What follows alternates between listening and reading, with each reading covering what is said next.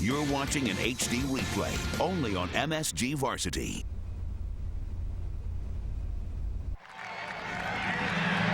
This is Friar football, who year by year leave no doubt. St. Anthony's is here again, looking to put another notch in their championship belt. And then there's Boyd's Bunch. The new sheriff in the Catholic League has seen his 4-year plan reach the finish line. Chaminade football, toughness, playmakers from the word go. On this night, the Flyer Nation looks to reemerge as champions. Chaminade, St. Anthony's, it is on.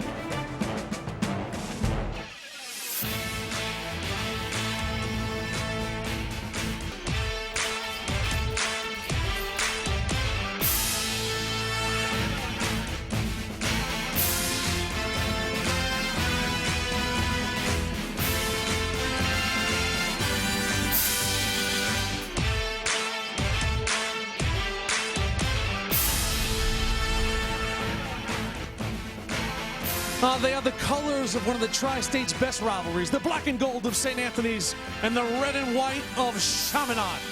And on this night, football supremacy is on the line for the New York Catholic Football League AAA division.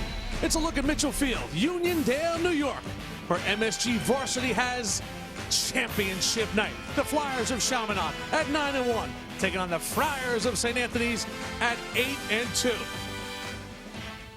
Well, good to see everybody. Jimmy Cavallo, our entire MSG Varsity gang, and welcome to our continued coverage of the high school football postseason in 2012.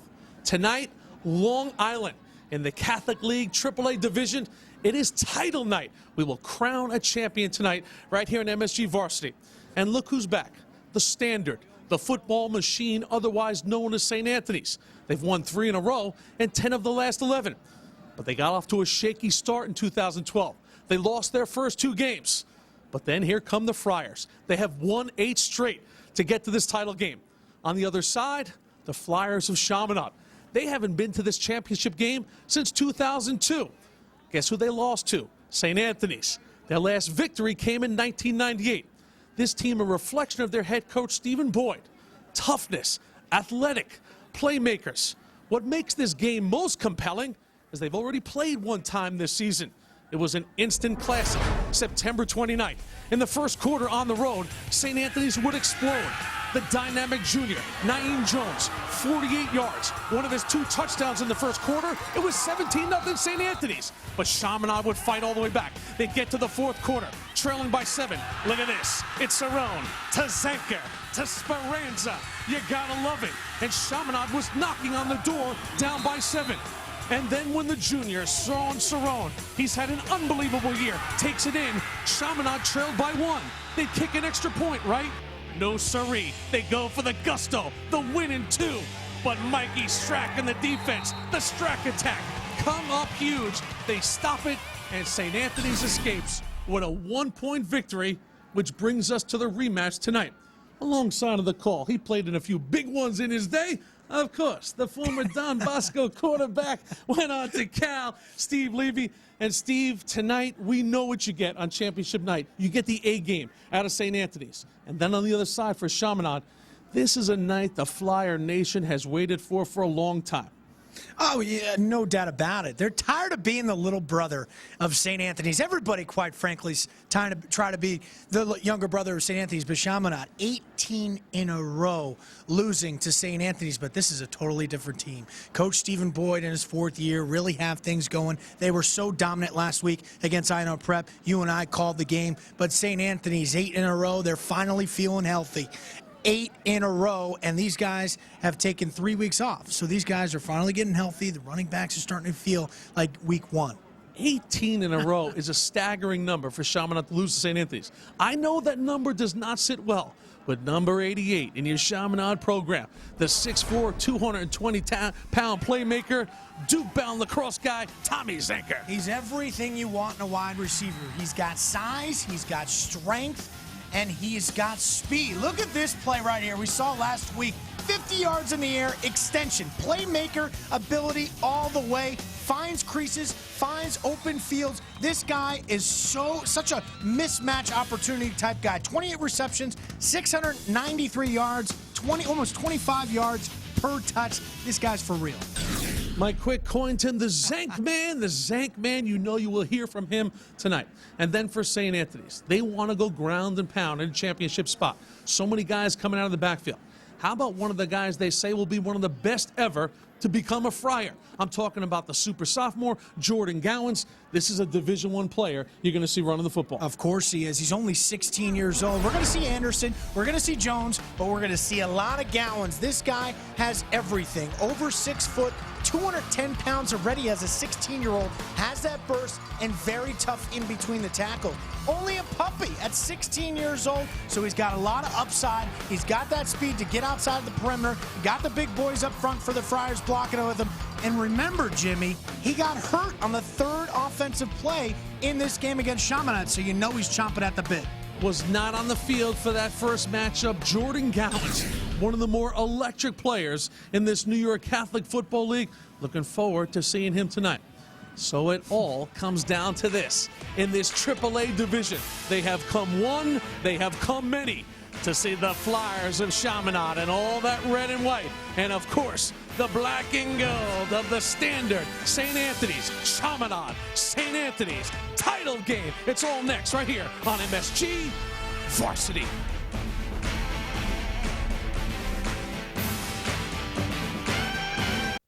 Wednesday, February 6th, join MSG Varsity for a special signing day blockbuster. It all starts at 7 p.m. with regional coverage on High School Sports Desk. The best seniors in their sport are off to college, but where are they going? Find out. Followed by your 30-minute football files at 7:30 p.m. Then at 8 p.m., join Mike Quick with a live Quick 60 for signing day madness, when the Tri-State's top football players announce their commitments to the best colleges in the nation. Signing day coverage begins Wednesday, February 6th at 7 p.m. only on MSG Varsity. It's the pinnacle of the season, and here come the Friars, the defending champions with 8 wins on the board. Number 9 would be special, and would number 10 be for the Flyers of Chaminade. They'd love to ring the bell as our referee, Harry Shum, sets the ground rules in the coin toss for this championship night. All right, you can defer to the second half if you want. Our weather for tonight. Hey, folks, it is December. It should be 40 degrees, 41 degrees. It feels like 35. It's a manageable night to play football. The wind should not be a factor. Skies are cloudy. But here at Mitchell Field on Long Island, Nassau County, why not? As we'll welcome in the 3rd member of this broadcast team, Chad Cutler. And Chad, for Stephen Boyd, what a night he is. He was a legendary player at Valley Stream Central. 1989, he won the Thorpe Award, Chad, and that's a year he has a lot of memories from. A very special year for Stephen Boyd. That was the last time he was in a championship game. Nassau Conference 2 final. His Valley Stream Central team knocked off Garden City 12-6. He said to this day, that remains one of his top football memories. I said, why is that, Coach? He said, because in high school, to get to this point, it's nearly impossible. You think about the work, the countless hours that goes into it. It's remarkable. And something else, my 89 team, it has striking similarities to this year's Chaminade team. I said, what does that mean? He said, we lost to Garden City during the regular season that year, ended up coming back, beating them in the finals. This year's Chaminade team, they fall a little bit short to St. Anthony's in the regular season, looking for a different result. Jimmy, you said it for St. Anthony's, an 0-2 start to the season. It looked bleak. It looked a little out of question, but this team, they battled back, and Richie Reichert said if they can take care of business today, his top coaching performance of all time. And there is the skipper for the Friars, Richie Reichert, the St. Anthony's graduate. Folks, in Chaminade country, losing 18 straight times does not sit well with the Flyer faithful. And as Zane Wasp sets the ball on the tee, waiting on the other side, the juggernaut, otherwise known as St. Anthony's. The title game is underway here at Mitchell Field. St. Anthony's will field the ball at their 10-yard line, and looking for some room here is Femiano. Brendan Femiano is loose. Down the sidelines, cuts it inside, stays on his feet. Look at Femiano go inside the 5-yard line. Oh, the super sophomore has struck early and often here in the championship game. 87 yards. Talked to Coach Reichert last night.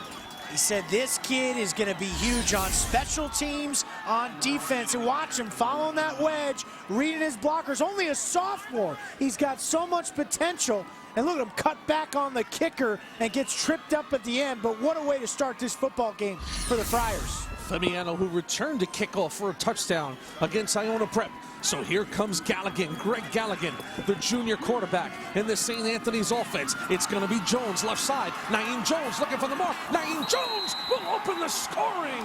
Touchdown for the Friars of St. Anthony's. Hope you got in your seat early. It only took 22 seconds, and they have gotten on the board.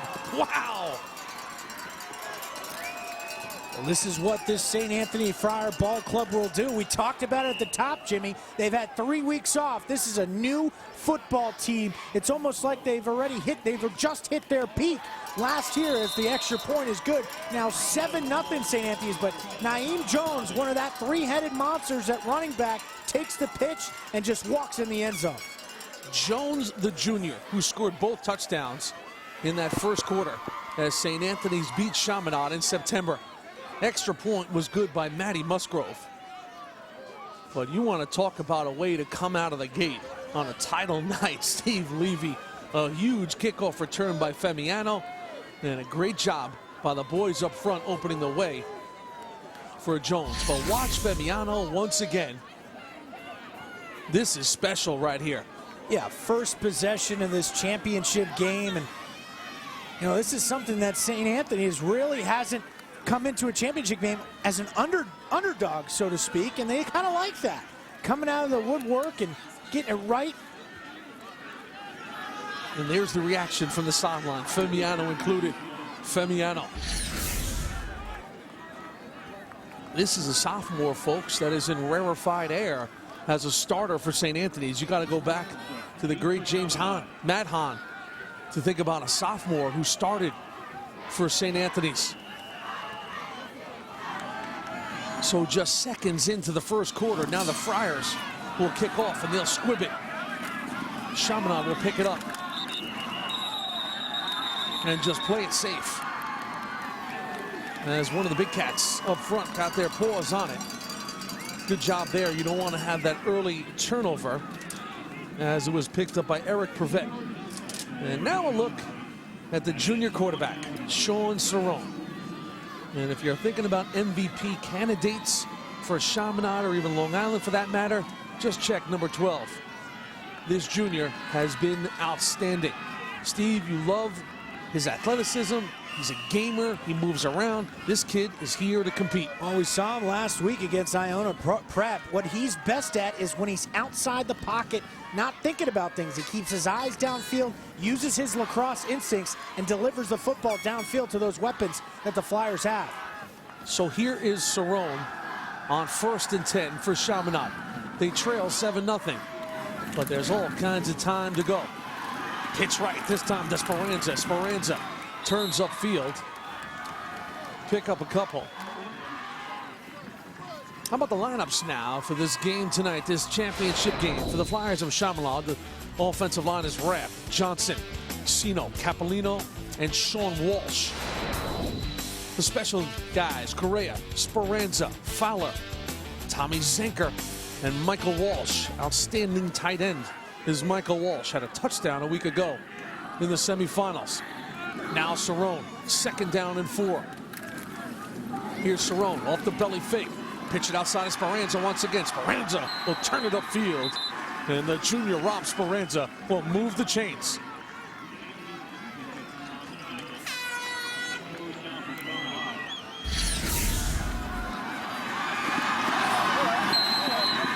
Sights and sounds right there, Jimmy. Speranza, they want to get him the ball early and often. He's their playmakers, the guy that has speed to the outside. And right there, number 35, the weak side linebacker of St. Anthony's, got to keep his outside arm free for contain, because in this option attack for Chaminade, they are deadly at the point of attack.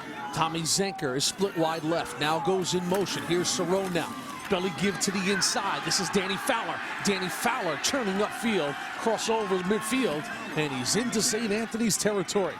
The St. Anthony's defense knows they have a mighty challenge defending Danny Fowler. One of the best gamers in the tri-state area. The D-line, Carlone, Palladino, Cody Cotter, Joe Percival. The linebackers, Leggio, Sotomayor, Puckhaber. And the secondary is Katz, Strack, Masato, and Fifumi Familusi. Fifi. Make it easy all night.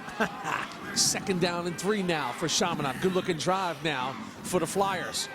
Zanker again with a little motion. Cerrone, 2nd back through Speranza. Speranza through the point of attack. And he will cross over the 40 to the 37. So this is what you expect at a rock-solid championship caliber football team, Steve, a response. Yeah, watch number 76 and 75. That's center and right guard. That's Johnson Encino. Look at that hole right there. And Speranza, he's a big body back at 210 pounds, lowers his shoulder and gets through that second level. That's a nice-looking football play. And there is Encino, the man in the middle, the center. The senior at 260 pounds has had an outstanding year. Is one of the cogs in the wheel here for this offensive line for Chaminade. Here's Cerrone now on 1st down. Cerrone off the belly fake is swallowed up by the Friars on defense. First man there was James Letty and company. Also in there, Danny Carlone, the captain. Carlone, number 49, that versatile, long, lengthy, strong side defensive end. Also, Joe Percival on the other side, number 8. He's their speed rusher. Keep an eye on number 8 in black. He may be a difference maker off the edge. There he is right there, long and lean, only a junior, 6'3", 210, very quick off the edge. First-year starter is Percival. He's been outstanding. Now Cerrone. Here's the give. Matty Correa looks to turn the field. He'll cross over the 40 and pick up a couple. So a little different wrinkle there. Misdirection. A little flip to Correa. Correa also has a lot of ability. Yeah, they want to get Correa in space. They get him on the outside with a reverse, but what a job from number 42, the Sam linebacker, John Puckhaber. Sideline to sideline, just coming down and no gain on that reverse. That's a nice job. Kim from all the way on the other side of the field, big number 42, Puckhaber. So now 3rd down and 10. These are spots on the field they like to go to Tommy Zanker with that 6'4" body. And he can catch him with the best of them. Here's Cerrone now. Cerrone, drop back, quarterback keeper. It was a draw. Cerrone got one man and beat. He does just that. Cerrone turns to the field. Look out here. The junior will take it home. Sean Cerrone has taken it in for a touchdown for Chaminade on a QB draw. 38 yards.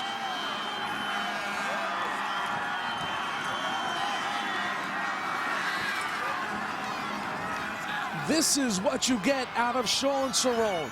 He was not the starter at the beginning of the year. Stephen Boyd made him the starter. And in Cerrone, they trust. And he's done nothing this season but make big play after big play. This kid has come to win on championship night. You know that. He really does it all, Jimmy. Through the air, very efficient, coming along towards the end of the season. Wasp now to tie it up. He will do just that. And we are deadlocked at 7 in the AAA final. 7 plays, 71 yards. Took under 3 minutes. Cerrone's 6th rushing touchdown of the season. And this is a quarterback who can do it all, multi-dimensional. Yeah, he drops back and he just has those instincts, those quarterback instincts that you can't teach. This is not a quarterback draw. This is not a designed quarterback run. He's dropping back in the pocket. He sees that it's collapsing in front of him. Sees a hole in front of him, bounces to the outside, uses his athletic ability to get upfield and get 6 points. Like I was saying earlier, he does it well down the field, reading coverages, delivering the football with accuracy and efficiency. But on the ground, I think that's where he's most deadly. He's an athlete. He's going to play lacrosse in college. He's a superb athlete playing football, and this might be his last football game of his career. Cerrone. What a play there by the junior. He cut him short for next year. That's right, maybe. Oh, man, that's That was good news for the Catholic League, though, if that was the case. That's my bad. I'll have one of those again. That's my mulligan. That sounds like defensive wishful thinking. So now Greg Galligan, who has really grown up under center. Got the nod a year ago as a sophomore led St. Anthony's into this game, where he managed beautifully a 14-0 victory over Stepanak, now in his junior season. Was hurt in week number 1, a game in which they lost to Bergen Catholic. Did not play in the week 2 loss to Iona Prep. Came back, and now he's playing real good football at the right time of year. Galligan on first down. This is a look at Gallen's ball. Hits the carpet. Now a fight for it. Look at this. And Chaminade has the football. What a turn of events here. Coming up with the ball was Chris D'Ambrosio. This is just a sophomore mistake right here with Jordan Gallens. He's got so much talent, but he's got to look this football in. That's both on Galligan and Gallens as well. Galligan puts it right in his chest, right on the bottom of the numbers, right where it's supposed to be. But Gallens needs to look that football in and then move upfield. It's a sophomore's mistake right there. The very talented Jordan Gallens. Good job by Timmy Muller of Chaminade, too. He put a lick on Gallens as Gallens tried to corral that football. That enabled D'Ambrosio to come scoop it up. So just like that, the captain D'Ambrosio, the senior, honor student by day, gamer by night for Chaminade, delivers the ball back to his Flyers. Here's Cerrone now on first down. He'll go to Speranza. Speranza turns the corner where he's tripped up immediately. Pickup of maybe 1 on the play, J.T. Caputo. One of the most improved guys on the roster, in the words of his head coach Rich Reichert. This junior has come on in a big way this season, and that was a textbook tackle right there. Yeah, he has 2 injuries at the safety position, stepped up huge. J.T. Caputo, 6 foot, 190 pounds, a lot of size, coming down there on run support from his safety position. Nice open field tackle for number 1. Here's Cerrone now, quick count. Second back through. This is Chris Gallick. Gallick will pick up a couple. And the senior, who does a little bit of everything for this Chaminade football squad. We'll see it go to third down. Call it 6. Remember, Chaminade has an outstanding field goal kicker in Zane Wasp. Gallick's numbers on the season. Gallick, one of those guys is going to touch the ball. We'll see Correa, we'll see Fowler. Obviously, Speranza, Cerrone will run it, but Gallick is one of those guys, a role player guy, that makes the most out of his carries. Up to the line of scrimmage quickly once again. Look at this. Keeping his balance and going forward is Danny Fowler. Will they give him the spot? They will. Dan Fowler, the guy who makes it all go. The Duke-bound lacrosse captain. Oh, Jimmy, he really does it all. On the offensive side of the ball, at running back, fullback, but also on defense. When he plays defense in there at that second level, they have 3 of the best linebackers in all of the Tri-State as a unit, but that kid, keep getting him the ball. Team MVP, Duke lacrosse, like you said, the captain, their vocal leader. Now Cerrone now, first down and goal for Chaminade. They have tied this game at 7, and now looking to cash in off the turnover. Cerrone now at a long count. This is a keeper all the way, but a flag will come in. That ball, illegal procedure, offense. Start against Chaminade. So now this will back him up a little bit. What an opening 5.5 minutes for Coach Stephen Boyd in his 4th year. As Chad mentioned, Valley Stream Central, legendary Long Island football figure. Sends the play into his junior quarterback, Sean Cerrone. Cerrone, who has become the leader of this offense. And now St. A's, who enjoyed a 7-0 lead 20 seconds into the game, trying to hang on to that lead. First down and goal now for Cerrone. Off a little motion. Here's Cerrone, back to pass. Cerrone is looking. Cerrone got a man releasing into the tight end's hands, and it's a touchdown. Mikey Walsh, back-to-back weeks. Mr. Walsh has delivered. Touchdown for Chaminade.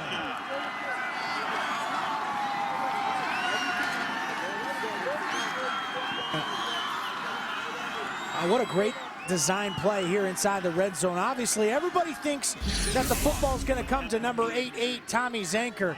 But they do a good job of getting this throwback and allowing those 2 defensive backs to suck inside, use Zanker almost as a diversion. Loved it. Extra point is up and good, and Chaminade leads 14-0. So Mike Walsh, whose quarterback got time because his twin brother Sean Walsh was giving it to him, number 68. And here it is right there. They suck number 26, that inside linebacker nickel type package. Scott Evans inside as a bracket coverage over on Zanker, and look at Walsh, just sneaks outside, outflanks Puck Haber, and gets it in for 6. That's a well-designed play from Stephen Boyd and company. You want to talk about some big targets. Zanker goes 6'4", 220. And this young man, Mike Walsh, 6'4", 230-pound senior. And what hands he has. Great athlete. He's also a basketball player and a volleyball player. And on championship night, the old ball coach, Stephen Boyd, spent 7 years in the National Football League, went to a couple of Pro Bowls with the Detroit Lions, legendary linebacker at Boston College. He loves the big cats that can play the game. And he had great things to say about Mr. Walsh, his work ethic, the offseason he had. And he called Michael Walsh one of the hardest working players we have in the program.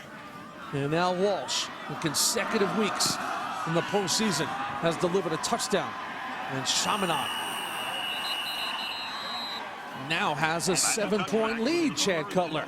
So much energy on the Chaminade sideline right now, Jimmy. It's incredible. And Stephen Boyd, before the game, he said one of the things they need to do, if they're able to get turnovers, they got to cash in on them. They did it right there. He praised his offense. So a great start. This team's feeling great. As they should be. Well, what's most impressive is they really got hit with a little bit of a body blow early on there. The big kickoff return, one-play touchdown. But as your old coach, Coach Toll, once said, something bad happens, so what? Yeah, you make a mistake, so what? They made a mistake on special teams, came back 2 consecutive drives, gets that turnover, 14-7 now.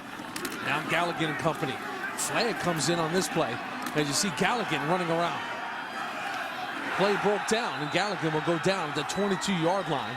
Coming up laying some lumber right there was Ryan Lukovic, the senior. And again, we'll have to check in with Mr. Shum on the penalty. Looks like it's going to go against St. Anthony's. And looks like they're going to move him back. And as you see, our officials tonight, Harry, Mike, Ed, John, and Joe. In the middle. Illegal shift. 2 men moving at the same time against the offense. Against St. Anthony's. So Coach Reichert now trying to reestablish a little momentum. Rich Reichert, who graduated St. A's in 1970, great safety back in his day for Jack Vogt. First down and 15. Off the option now. It's triple option. Out they go to Jones. Liam Jones, a little stiff arm. Works the sidelines beautifully. Cuts it back inside. Oh, folks, this is a special player right here. Watch that junior go. Oh, what a great play. You know what? They come right back with the same play that they had the penalty with. They want to run option to the field right there, strong side. They get the run linebackers to suck into Galligan, flips it out to Naeem. But what a move right there. So fluid in translation right there. Puts his left foot in the ground, gets up, has the ability to stay in bounds, tiptoeing down the sidelines. That's what you get out of the 6', 180-pound junior. It's the guy that broke last year, didn't even play last year because of an injury. And yeah, had that broken leg. Now on the quick out, Femiano cannot hold it in, but Naeem Jones, a junior season in which he has become an instant impact player for this offense of St. Anthony's, starts with those big boys up front. And of course, Coach Fred has these guys moving and grooving. Fletcher, Vivinetto, Morace, Big Joe Tustin, and Ryan Shortell, the junior. Backs and receivers, Naeem Jones, Gowans, Anderson, Duggan, and Morales. Those are 3 guys who can carry the load. Jones, Gowans, and Anderson. Any one of them can break off a big play in a heartbeat. And now Galligan, the junior. After the incompletion, 2nd down and 10. Inside give. Hard charging. When you see bodies move like that, you know it's number 32, Anthony Anderson, the 230-pound bulldozer, senior captain. he can move the pile as he will against this Chaminade defense. What a job they did a week ago against Iona Prep's high-flying offense. O'Callahan, Lynch, Belantuono, D'Ambrosio, Dunn. Great linebackers, Borelli, Moran, McDade, Muller, and Lukovic. So here we go now. 3rd down and 4 after 6 by Anderson. Back to passes Galligan. Off the quick out. I don't think he got to the mark.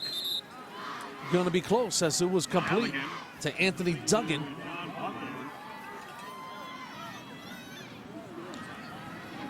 Had to get to about the 46-yard line. And we'll see where the ball is spotted. He looks like he's going to be less than a yard short. Let's see. You see the marking of the ball. Wow, this is going to be very, very close because the nose of that ball is touching the 46-yard line. So now they'll come over. Great crew on this game tonight, and this one will come down to a stretch of the chain. How much slack is on that rope, Lee? What do you think? I think they have it. Whoa, get your credit card out. They got it by an Amex. So Rich Reichert shows his approval there in his 26th year. Came into this season with a 29-game win streak. That ended emphatically at the hands of Bergen Catholic. The Crusaders will take on Paramus Catholic at MetLife Stadium Friday night for it all, as Don Bosco's run of 6 straight titles in New Jersey has come to an end. Ding dong, the witch is dead in the Garden State. Now on 1st down, here's Galligan on the keeper. Some body smashing going on here, coming down the line for that defense. As you see, outstanding by Aiden Lynch. Watch Lynch, the junior, 6 foot 220. Well, this is the 2nd time I've seen Galligan kind of double fake, not sure of what he's going to do because of these linebackers for Chaminade. Number 34, Christy Ambrosi. You have number 50 for St. Anthony's as well. That's Aiden Lynch. These guys fly around to the football. He just, with Greg Galligan, he needs to make one decision and get upfield. Ambrosio and company now. Look at a 2nd down and 8 for Galligan. Here's Galligan now. A little motion by Femiano. Straight up the field they go. Just trying to push the Flyers off the ball. On the carry was Anderson. Anderson is a workhorse. And it is tough to stop this guy dead in his tracks. Yeah, he's a load at 230 pounds, and nice job of shedding that block. That's a great-looking play right there from Belantuono, number 71. That big body in front, the nose guard, 6 foot 275, sheds a block from the interior lineman and gets on top of Anderson. There he is. Big Look Tony. Saragusa. Belantuono there. He has really steadily gotten better and better. Now Galligan on 3rd down, rolls out, got plenty of time to survey the field, throws a strike that's in and out of the hands of the sophomore Femiano. So 40-degree night, and you see Femiano's got the gloves on. It'll bring up 4th down now, and the Friars will be forced to punt. That's a nice job from Greg Galligan, stretching the pocket and seeing a defender on his outside, gets up in the pocket and delivers the ball downfield. And Femiano, he needs to come up with that football on a big 3rd down conversion. He'll get the next one. As you see, Chris Gallick back to punt. Matty Musgrove, look at this. Musgrove, little Australian rules trot before he lets it go. Kind of freezes everybody. And Musgrove has done a solid job here, as now he pins the ball inside the 25 to the 22.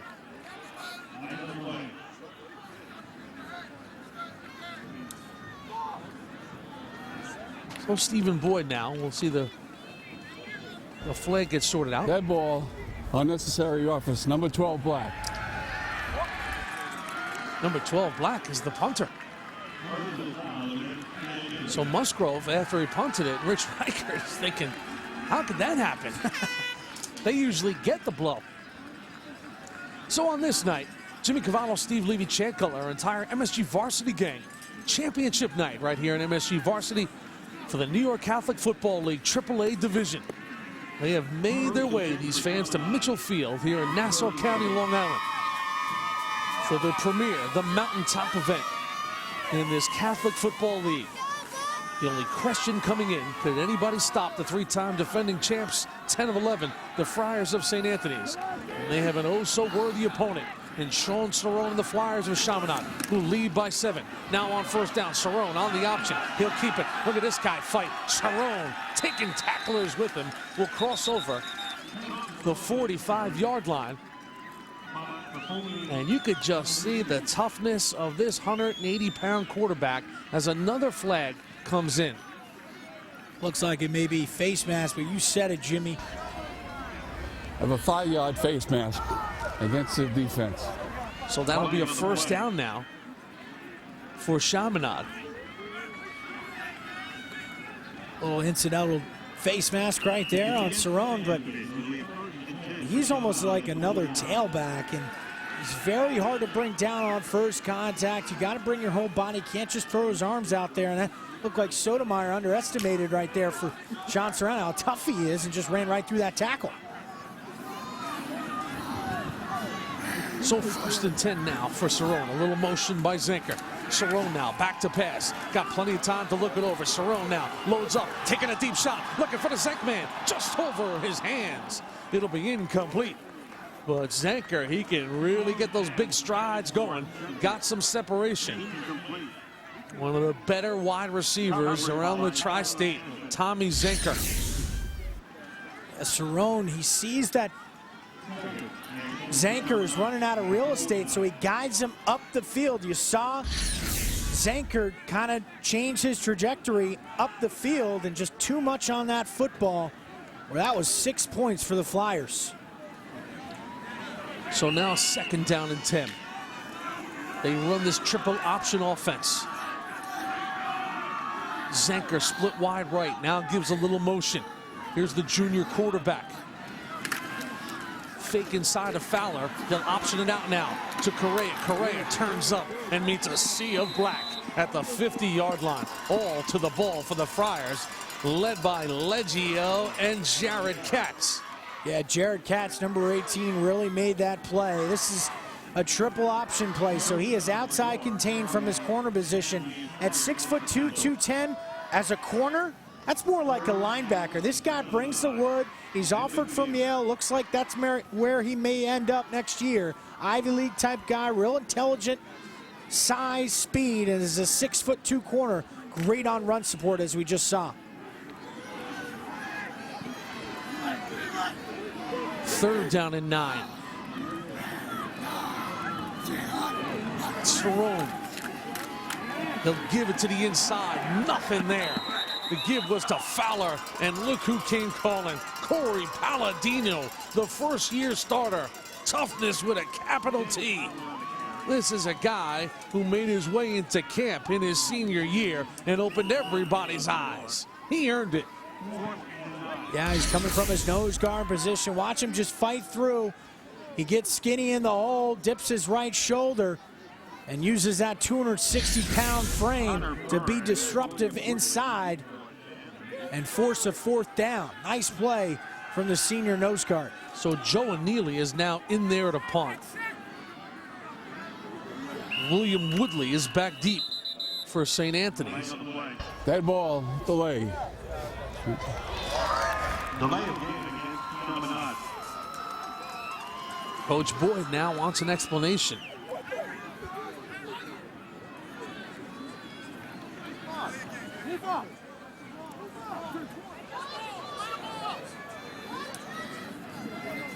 Also, Connor Byrne back deep for St. Anthony's, and all part of the Reichert system where a lot of guys, I mean, you would think with some of the super backs that they have in Jones and Anderson and, of course, Gallants, but no way. Everybody gets an opportunity for St. Anthony's. And now, coming up to catch the football was Byrne. And Byrne, look at Byrne right there. Byrne, who's been a great surprise up from the JV in his junior season. And the little big man, 5'9", 170. He was delivering some acoustics on this return right there.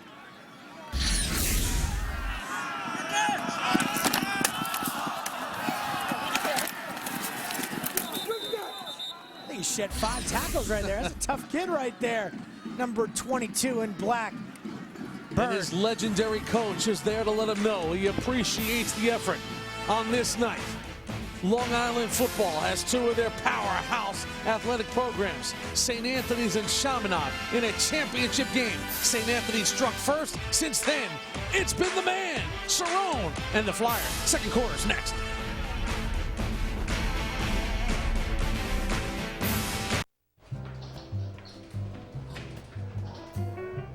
Dude, do these make my butt look big? Yep.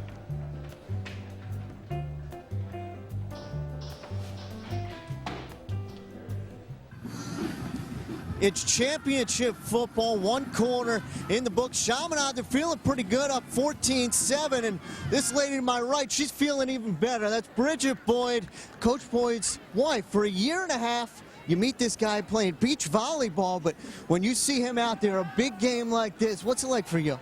It's great. It means so much to him. You know, it's so nice to see the relationship he has with all the kids, and he loves doing it, so it makes me happy for him to see him so happy. Everybody knows Coach Boyd. He's got that fiery personality. He's scaring the guys down there, but he's just a lovable teddy bear, right? Yes, he is. Yeah, there's a whole other side of him that I don't know if they know about. Well, you got the whole family here. I know his mother, Joan, is over. You got some family with you. This means a lot to everybody in the Boyd household, huh? Yeah, everyone's very, very excited. Appreciate the time. Stay warm. I like it up here. Jimmy. Thank you. Mrs. Boyd, good to see you on site here on championship night as you look at our first quarter stats.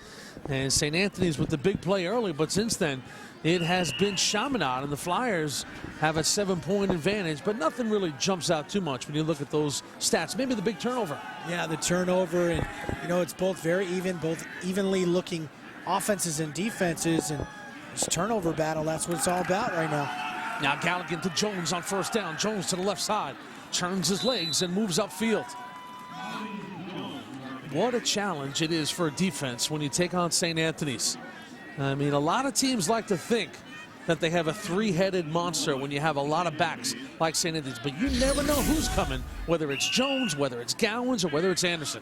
Yeah, they have a nice problem to have with so many great-looking running backs that can feed the ball down the field, and Anthony Anderson obviously leads the way in this triple option attack, big 3-2 at his fullback position, but Jones and company, deadly.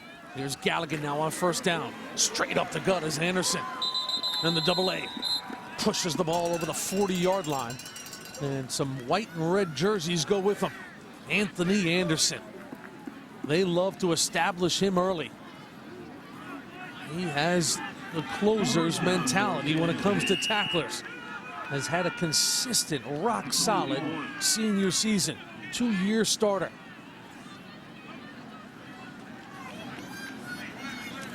Anthony Anderson, 230 pounds, one AA recruit. Still unsure where he's going to go next year, but definitely when he played football in college, he's everything you want in a fullback. So now the junior quarterback who's bound for Georgetown lacrosse after next year. Galligan rolls out to his right. Galligan now fires the ball downfield. Tangled up, and here comes the call. It's going to go against Chaminade and Ryan Lukovic, who was embroiled in an affair with Mike Russo, the junior. So this will be a 15-yard penalty.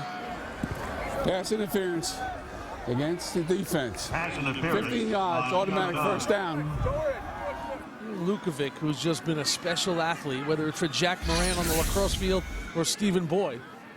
Yeah, Lukovic right there got his left hand and pushed down Russo just a tad, right in enough right in front of those referees. They're going to call it every time, and I know Stephen Boyd's a little frustrated right there on the Chaminade sideline. I think he's frustrated because if it wasn't for their feet getting tangled up, his hand would not have been that big of a deal.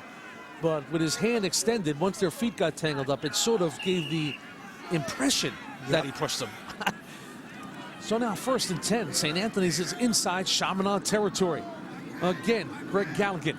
Galligan looks over this Chaminade defense. Femiano, little motion. This play is going nowhere, though, because the 1-2 punch of Brian Dunn and Danny Fowler were waiting for it.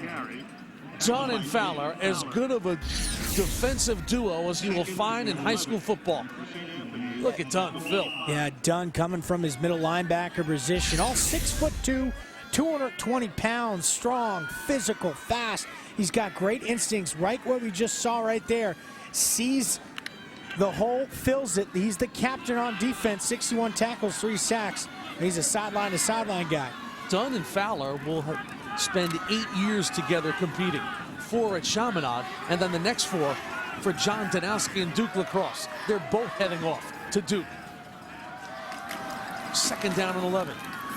Anderson, not much there because he was wrapped up in a hurry at the point of attack. Waiting for him that time was James Michael, the smart senior. Solid, steady, and consistent is James Michael, in the words of his head coach, Stephen Boyd. Yeah, watch Michael right there, number 62, just come down the line. Nobody blocks him. Number 74, Shortell, doesn't account for Michael, so he takes advantage of it. They're washing everybody down. He has enough speed and quickness to get off that and make the play down the line of scrimmage. That's a great job for Michael. So just like that now, it's 3rd and 9 for St. Anthony's. These are the kind of situations Chaminade wants to put this running team in. Galligan now off the option, turns it up on a keeper. He's going to be short, but he'll certainly give Rich Riker something to think about as he pulls up about 2 yards shy of the 1st down. So let's see if St. Anthony's is in 4-down territory. The ball sits at the 37. It'll be 4th down and a long 2, call it 3. As a quarterback. Looks like they're going for it, Jimmy, and you know, why not? You got Anderson, you have Naeem Jones, you have Jordan Gallants, who made a mistake early, but just as deadly. And it all starts with Greg Galligan. Wouldn't be surprised if we see option right now. First pivotal play of this championship game. The gunslinger, Rich Reichert, elects to go for it. Here's the junior quarterback, Galligan. Galligan looking for the quick out, pump fake. Now he throws it. This one is incomplete, and Chaminade will take over. It was intended for Victor Morales. Well, Lukovic does a nice job of jumping right through that and getting in the throwing lane of Galligan. Galligan pump fakes because he sees number 10, Muller, that strong safety, come down in the box and was afraid that he was going to take away that first read right there from Morales. Pulls it back down, and Lukovic does the rest and holds it his own from his corner position. That's a nice job for the Flyers' first pivotal play on 4th down. So you can appreciate the aggressive play by Coach Reichert. Not a bad spot on the field to try it. Now Chaminade, though, will take over with good field position with the ball at the 37. Cerrone now on 1st down. Pitch left to Danny Fowler. Danny Fowler gets through the point of attack, and he'll pick up solid yardage right there. That was actually Speranza, Robbie Speranza, the junior. Well, Speranza and Fowler are almost identical in there, and they're at number 32 and number 33 because they're such very similar rushers and very similar athletes, but Speranza, just so smart, knows where the holes are, feels them, has those instincts to press the line of scrimmage and then cut through his blocks up front to pick up big yards. That's a nice play. 2 tight ends set here with Zanker and Walsh. Inside give, not much there. Oh, doctor, was that a hit from Danny Carlone, the captain? That's 235 pounds of fury coming right at you. Yeah, watch Carlone right at the bottom of your screen. Just jumps out and claws Correa. That is a nice play. It just shows you what kind of strength Big 4'9" has coming off the edge full speed. In our meeting this week with Rich Reichert, he told us, Stevie, Danny Carlone is having a wonderful postseason. He's got 4 sacks in their 2 playoff victories. Penalty comes in now. Cerrone takes a shot downfield. He's got Zanker, can't hang on. Zanker was bothered by the oncoming Jared Katz. It would not have mattered anyway, as this one is going to go against Chaminade on a motion. Just seems like every time Zanker runs downfield in his patterns and goes through his progressions, he seems like he's just past the coverage. He's got sneaky speed. He knows how to utilize his body. But right there, the makeup speed from Jarrett Katz comes up with a good play. But like you said, Jimmy, all coming back due to the flag. Looks like it may be a holding right here on Carlone. And kind of hooked him right here at the last second. Really? And that was Speranza. Well, hey, got to be your hands Illegal inside. procedure against the offense. No man was set for 1 second. They declined the penalty, third down. Mr. Shum also disagrees with your assessment of holding right there. You know I love you, Levy. Oh, yeah. Coach Reichert, whose team got out to an 0-2 start this year. We had some good dialogue with Richie about that. He said, Stevie, sometimes it's good to get humbled a little bit. Yeah. Press the reset button. We had to dig down, and they did. So 3rd and 10 now with Cerrone in shotgun. 5'11" junior will look over the field, and again, is that 2 men in motion? That'll be another. Yeah. False start, number 76, White. So Coach Boyd. He cannot be happy right now with his offense. Has the momentum, coming making that big 4th down stop from his defense. And right now going backwards with 2 penalties, back-to-back illegal procedure penalties. Can't be happy with that. You got to be focused and pay attention to detail. Stephen Boyd, who took over for Bill Basil, rock solid football coach, long time at Chaminade, and he told us in our meeting, I learned so much from Bill Basil. It was an honor to succeed him. And it has been great. Now 3rd down and 15. Cerrone on a rollout. Got a trio of blockers in front of him. Cerrone now turns it upfield, crosses over midfield, and he will get close to the spot. Well-designed play by the Flyers of Chaminade. Sean Cerrone got out in space, and he had an escort. Yeah, they pulled 3 guys right there, but watch left guard Zach Johnson, number 78. He really came downhill and just absolutely unloaded on 2 guys. What's that, Jimmy? But take us through this. You're a former quarterback at Don Bosco and Cal. There's got to be nothing better when you're rumbling downfield. Oh, yeah. And you got 3 big cats right in front of you. There he is right there. Zach Johnson, 6'3", 275. Watch this. Zach's pulling around. He's got his running backs in front of him with Speranza and Fowler. But watch Johnson right here just unload on 2 guys. Let Cerrone get to that outside. Speranza and Fowler still working for him. 1st down Flyers. Well, you're right, Jimmy. There's nothing better when you have an escort and you got green grass in front of you, and as an athletic quarterback as Cerrone does, you know he's liking that every time. Yeah, Zach Johnson's had a great year. Has had this entire O-line. You just see a couple of Friars coming off. JT Caputo was shaken up on the play. And number 1 in your St. Anthony's program is not a guy they could afford to lose. So it's good to see him kind of shaking it off. But this junior has become a real impact player.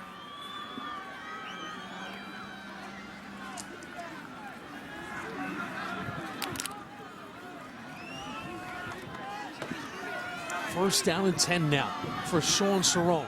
They are inside St. Anthony's territory. Senker is split wide left. A little motion by Speranza. Back to pass is Cerrone. Cerrone feels the pressure. He's gonna go down. The Friars got to him that time. Joe Sotomayor. Sotomayor's in there. Leggio's in there. And Joe Percival, like we said, number 8 off the edge, 6'3", 210 pounds, a track kid that they just put his hand in the ground and said, just keep rushing off the edge, doing a nice job of collapsing that pocket of Cerrone and coming up with a big sack for the Friars. Well, number 35, Joey Sotomayor, just a junior, along with Percival. Well, watching Joey come here. Yeah, it looked like Leggio came in on that strong side blitz. Comes up, number 35, Sotomayor. Nice looking athlete, only a junior, 6 foot, 210 pounds, bringing the heat on Cerrone. Athletic defender. Earned that starting spot and has made it pay off. Oh, baby! Again, it's Danny Carlone, the hitman. Dan Carlone is putting on a physical show here in the first half. Again, he came with some fury. He is playing on another level. Let's listen to this. Oh, This guy throws his body around. Carlone, 6'2", 220, coming off the edge. Will somebody block this guy? Just throw a body in front of him? Because he is creating havoc off the edge, and he is getting excited as the game goes on. 2 tackles for loss. That guy's got the look. Look at that look in his eye with Carlone. They moved him from linebacker to defensive end, maybe just to get him closer to the people he's going to be hitting. Here's Leggio coming on a blitz. Cerrone does a great job to slip the rush. Now throws it up. Nearly caught that time by Walsh, who was battling. So Chaminade almost had St. Anthony's in a blitz with some single coverage with 6'4" Michael Walsh. And Cerrone put that one on the mark because Anthony Leggio was in his kitchen. Well, you know what? Leggio came off the edge, but what a block from Speranza. Not doing a crazy block inside, just chipping Leggio enough and letting Cerrone get outside. And Walsh, looks like Walsh lost it in the lights and kind of fell down as he was getting to that football. That could have been a huge play for the Flyers. Joe Neely is into punt, and now St. Anthony will call timeout. While we're in this timeout, we'll check out the very dapper Chad Cutler, who's roaming the sidelines here on this championship night. Chad, Steve and I agree. You look wonderful tonight, my friend. Wow, if I wasn't blushing before, my goodness. Injury update for you. The Friars, JT Caputo, rolled that right ankle a little bit. They're taping him up right now. Now the plan is once the tape is done, he'll get up, try and walk it off a little bit, but we'll see. It looks like he's going to try and get back out there. Well, hopefully JT Caputo will get back in there. They've had the injury bug in that defensive backfield, most notably Mike Strack. They're hard-hitting free safety. A couple guys, and he has stepped in there and played a nice job in the last couple of weeks. St. Anthony's, though, comes into this championship game as healthy as they've been all season. And we know with Superstorm Sandy wreaking havoc not only on people's lives, but also the sports schedules. It gave St. Anthony's almost 3 weeks off. So here on Mitchell Field on title night, they come in the way they want to be. Healthy, strong, and as fresh as you can be. Joe Neely now. Looking to pin it deep inside the 20. You will see it go out of bounds at about the 17.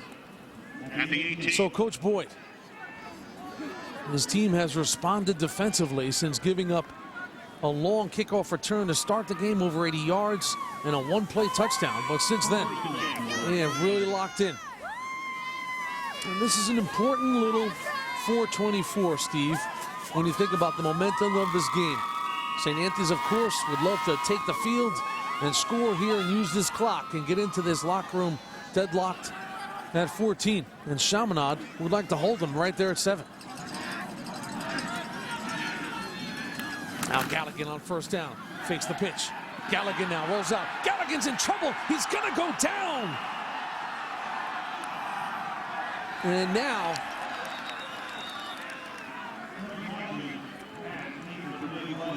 this is gonna go against St. Anthony's. Intentional grounding on Galligan. They're going to lose it down as well. And he tried like heck to get outside the tackle box.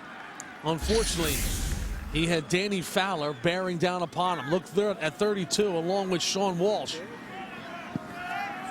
Or not Walsh, I should say. That was number 66.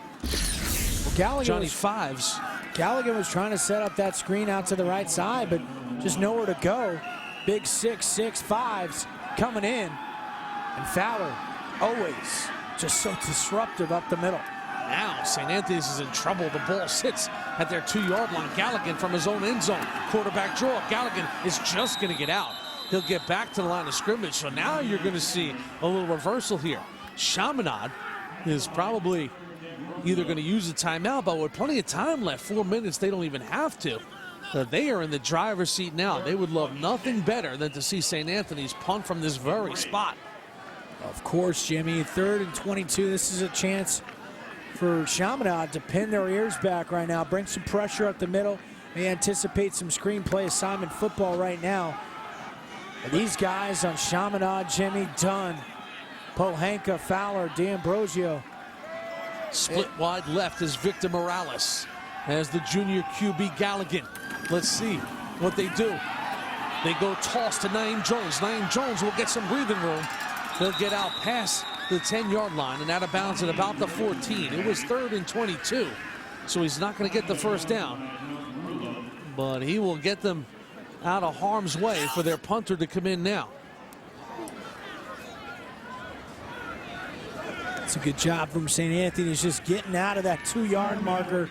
You do not want to punt the football with your punter in the back of the end zone, especially against all these athletes from Chaminade.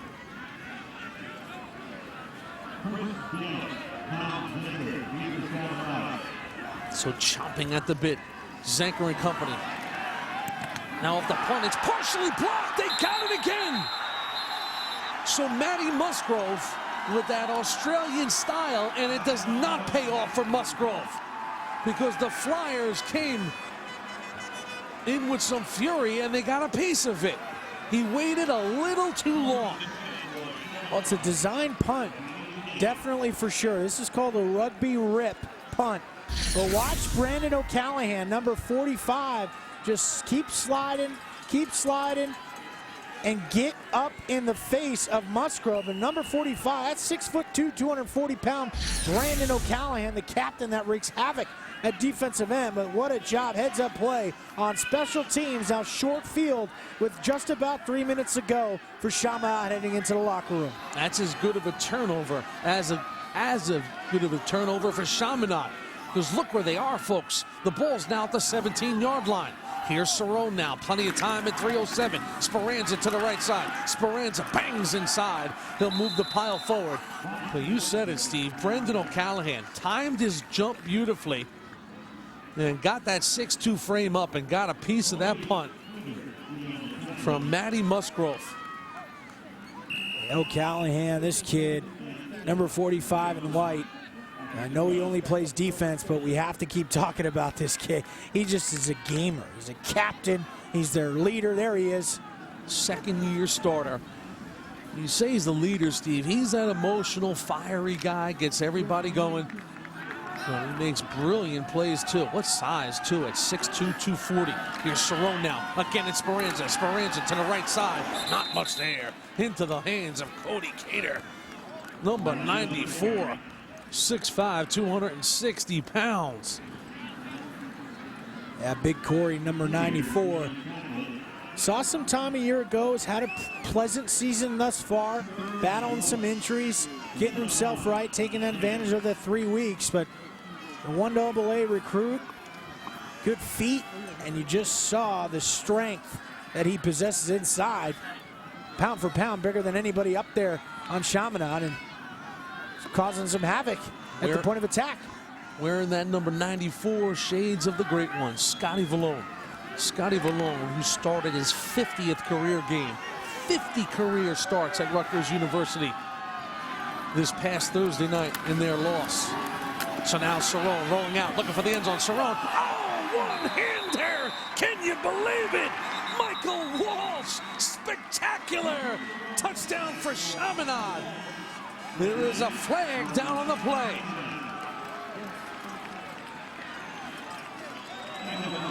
It's like offensive pass interference, but what a athletic play from Walsh, the tight end. When you see tight ends throughout the tri-state area make catches like that at 6'4", 235 pounds, I don't remember when. Stephen Boyd wants to know who. We have a pick play, number 88 White, pass interference, 15 yards, loss of down. Tommy Zanker. You know, sometimes you run a lot of rub plays down here, almost like a two-point play. You know, Zanker coming down and kind of, it's almost like a basketball play, just getting in the way of the defenders. The ref sniffed it out. And here's a, take another look at this. Watch this catch. Are you kidding me? He just caught the nose of that football, hauled it down. No bobbling, just wrapped it up. And Stephen Boyd knows that Walsh is having himself a football game right now. Well, Walsh has got those hands because he's a three-sport athlete, plays volleyball and basketball. We saw on their earlier touchdown to Walsh, they run that crisscross, which is the infraction that was called here, the pick play. But Stephen Boyd's team doing what you want to do in a championship setting, forcing turnovers, and there was the key turnover in the first quarter. Chaminade had fell behind 7-0 in the first 20 seconds. They scored to make it 7-all and then forced this one on the exchange to Gallons. Yeah, big fumble right there from Gallons. And right here, O'Callahan coming up from Musgrove's rugby rip style punt. Huge play right there thus far for Chaminade. But right now, they need to cash in with 1:23 to go. As you see Stephen Boyd and Jack Moran. Jack Moran, left side of your screen with the visor. Legendary Chaminade figure, 32 years of coaching football and lacrosse. Good to see the Chaminade band is here in attendance on this brisk night, where Coach Boyd said his team is not surprised to be here. They expected it. They have fulfilled their obligation. That is for sure. 4th down and 14. Zane Wasp will attempt a 40-yard field goal. It's a fake. Now rolling with the football, Lukovic inside the 15 to the 10.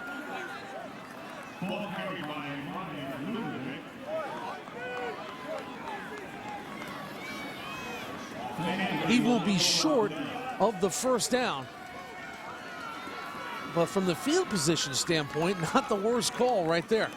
No, not at all. Trying to get St. Anthony's off guard right there. And that tackle right there, missed tackle from number 7 of St. Anthony's. That's Fifi. And Lukovic looked like he was going to throw it down the fild early. It's like an option play right there for Lukovic. Made its run pass option. Made a decision to go down, but I don't know. I would have taken the points right there if I was Boyd, Jimmy. Well, Wasp's long on the season is 37 yards. That would have been a 40-yarder.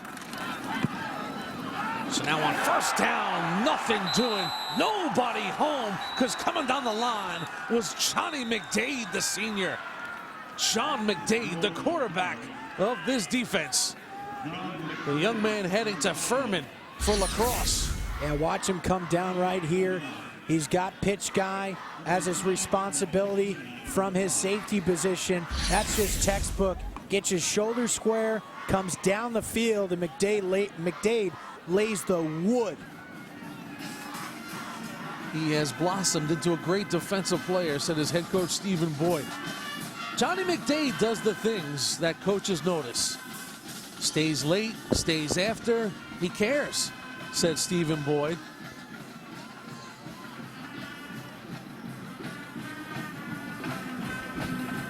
Of course, what a time of the year it is in high school football. Championships all across the board.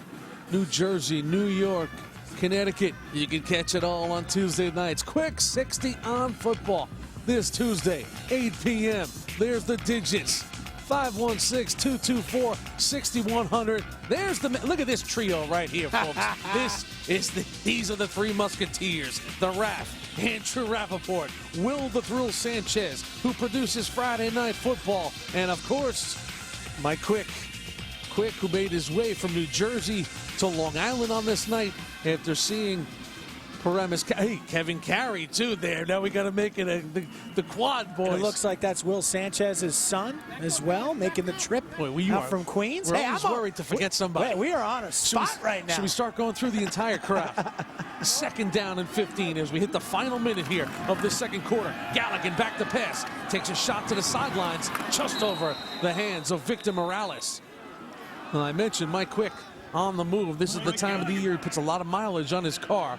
He just rolled in from Paramus, New Jersey, where Jabril Peppers and Paramus Catholic have gotten to the promised land. They are going to the non-public 4 state final against Bergen Catholic. They lost to them on Thanksgiving. The rematch for it all. Imagine that. That's going to be quite the scene at MetLife Stadium. I know yourself and me and Jimmy and me and Quick and everybody are going to be down there. See what Jabril Peppers can do in his redemption battle with Bergen Catholic next week. Galligan now on 3rd and 15. He'll stay on the ground here, trying to churn some yardage. Not much there as the defense was all over it. Brendan Femiano and company. Femiano got a touch right there, but Chaminade using timeout, stopping the clock, and they will force St. Anthony's to punt now on 4th down. So a good job by Boyd's bunch. And Boyd, obviously, he's got that pedigree, aggressive linebacker. He brings that to his coaching staff as well. So I wouldn't be surprised if they come pin their ears back here and try to go for this block inside the 10-yard line. Stephen Boyd, who played for Dan Tronalone at Valley Stream Central. Rich Reichert played for Jack Fogue, but Boyd, I asked him what he took from his high school coach. He was organized, he said, of Coach Tronalone, from the practice schedule to the schedule, what we're going to do for the week. Everything was detailed, and that's what he's brought to Chaminade, and he really looked up to him. And Stephen Boyd, he didn't hesitate in his early years here in his 4th year to reach out to Rich Reichert and get his advice on coaching high school football and the success. And imagine Rich Reichert, his arch rival, his school's nemesis, opened his arms really to Stephen Boyd and said, listen, this is the way we do it here. You got to harness these lacrosse athletes. You got to find the right ones. Just really good dialogue between 2 head coaches. And it's almost refreshing to hear that story, you know, with the rough and tumble world of rivalries, as you see the penalty being assessed against St. Anthony's, half the distance to the goal. That Rich Reichert would be willing to share a little industry secrets. Dead ball, false start on the right tackle offense. With Stephen Boyd. And it's really the gentleman that Rich Reichert is, and so much mutual respect between Stephen Boyd and Rich Reichert. Boyd almost gives you the impression it's an honor to coach against him. So now here's St. Anthony's punting from their own end zone. They'll get this one off. And it's a good one at that. Driving all the way back is Zanker to the 50-yard line. Here's Zanker now, crosses over the 40. Another penalty comes in. So we'll have to sort out this penalty. But that time, Matty Musgrove did a really good job to get that away. And he drove Zanker back to his 50. Last thing you want, as you see, this one will go against Chaminade, is for Zanker to come up and catch that on the run. Yeah, huge play right there from Musgrove, belting it pretty close to 50 yards in the air. Nice high drop right there from Musgrove in his own end zone. That's a huge punt. So Mr. Schum will let us know. We have a block in the back on the return team. 10 yards from the flag. And it's an amazing story between these 2 guys. And Chad, you spent time with both these guys this year, and you don't expect that out of high school coaches who have to battle each other for all the hardware. You wouldn't expect any sort of dialogue, but that's just not the case with these 2. And I asked Coach Boyd, why would you reach out to Coach Reichert in the first place? He said it's simple. They're where we want to be. They're at the top of the pedestal. In order for us to get there, sometimes you got to ask for help. Point being, you got to have a guy that's willing to help. And he was. Now on the toss. This is an option pass right here for Chaminade, but it's not going anywhere because Leggio is coming really hard along with Joe Percival. Leggio and Percival will shut that one down. Yeah, Anthony Leggio, that MVP on defense. This guy is just making big play after big play in big games his entire career. Coming out of his middle linebacker position, recognizes that Gallic could throw this reverse right here, so he comes right downhill, knows he's got to see a block behind him having his back, and Leggio delivers the pain on Gallic. So now 2nd down and 25.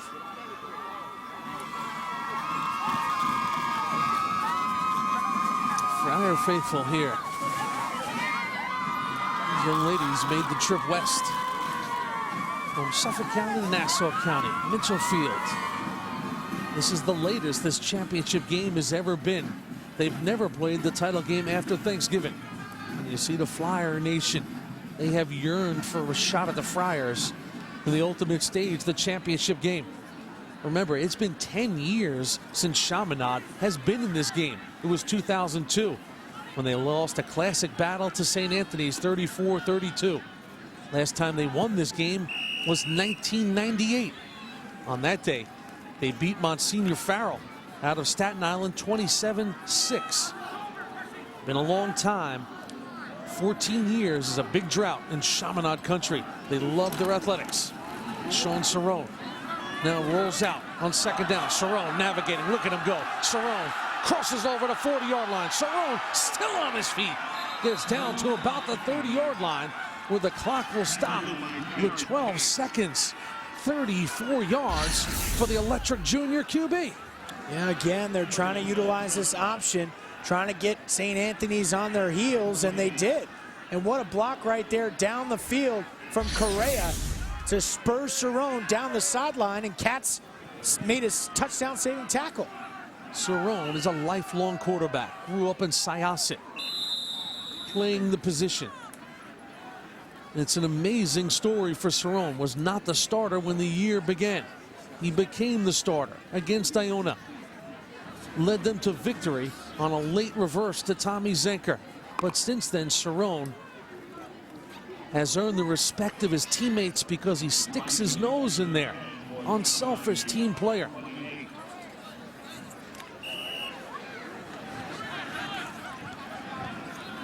Zane Wasp, the kicker, little deep for him. I imagine Sean Cerrone did not get out of bounds because they spiked it to stop the clock after the chains were reset. So here they go on second down. Cerrone back to pass. Final 10 seconds. Look out. Cerrone taking a shot down the right side. An adjustment. You're going to have a penalty here. It's going to be pass interference. That'll go against Danny Carlone. It'll be a 15-yarder as Chris Gallick put the brakes on. So now they will be well within the range of Zane Wasp with 5 seconds left. Pass interference, 49 defense, 15 yards first down. Yeah, Carlone, number 49, that defensive end. You know, he moved over from linebacker down to defensive end, so a little rusty covering guys downfield and gets that big body in the way of Gallick. That's a mismatch right there. That's running back on defensive end.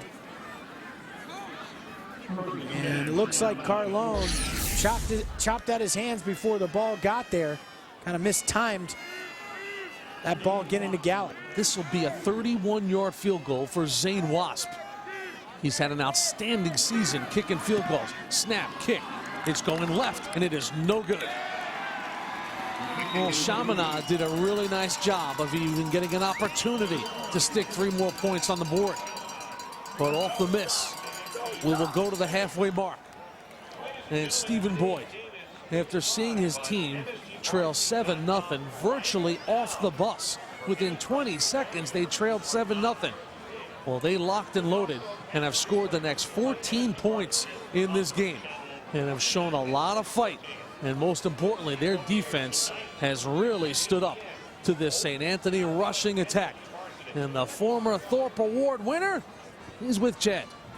Our coach up by a touchdown. They score early, but you were able to battle back out. Yeah, well, we're resilient. You know, you can't spot this team 7 points, but our kids came back and are playing hard. But we had a couple of penalties now that we can't do in the second half. But I like the way our kids are playing hard. It's a good football game. Defensively, you got to be thrilled. Yeah, we're doing a good job right now. But, you know, hey, listen, they've got a lot in their arsenal, so we've got to be ready in the second half. Before I let you go, this is a unique situation. Defending champs, first championship game for you guys in a while. How do you make sure the moment doesn't get too big? Well, we brought our guns, and we're going to pull the trigger. We're not holding back. That's how we do that. Appreciate it. Go get him. Jimmy, how about that one? There he goes, Coach Boyd from Nassau County, Long Island, to Boston College, where he was an All-American linebacker for the Eagles, to the National Football League, where he's an All-Pro. But now he's come home, and he's coaching high school football for the Flyers of Chaminade, and he's 7 points ahead of the defending champs. 24 minutes. Can Chaminade win it? We'll talk about it. Halftime is next.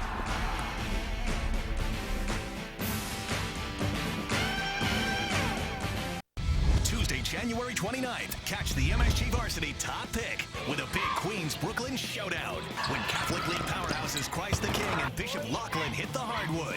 The red-hot Royals are off to a spectacular start. Can the young and hungry Lions pull off the upset? Don't miss the battle of two highly ranked teams at the MSG Varsity Top Pick, Tuesday, January 29th at 9, only on MSG Varsity.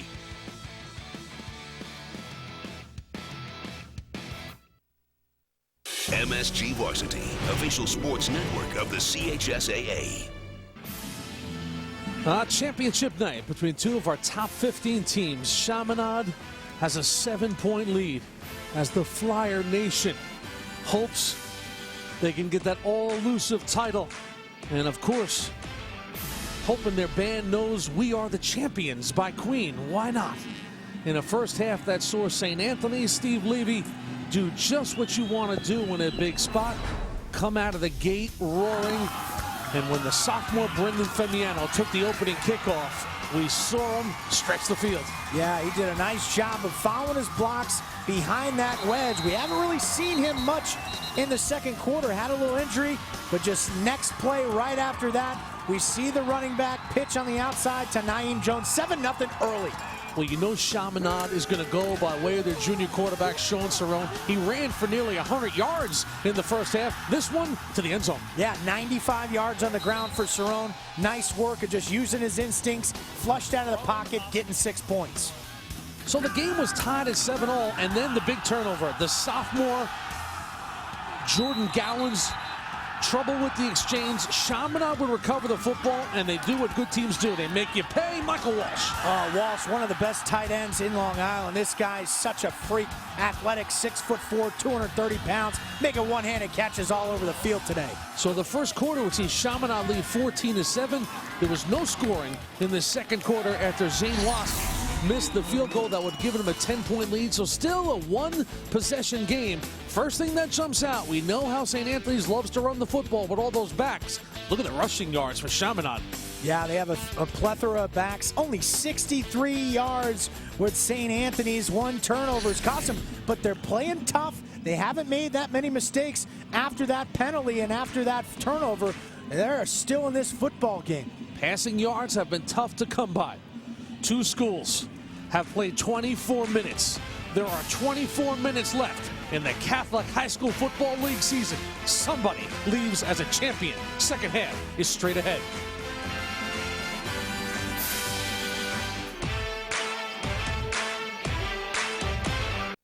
Wednesday, February 6th, join MSG Varsity for a special signing day blockbuster. It all starts at 7 p.m. with regional coverage on High School Sports Desk. The best seniors in their sport are off to college, but where are they going? Find out. Followed by 30-minute football files at 7:30 p.m.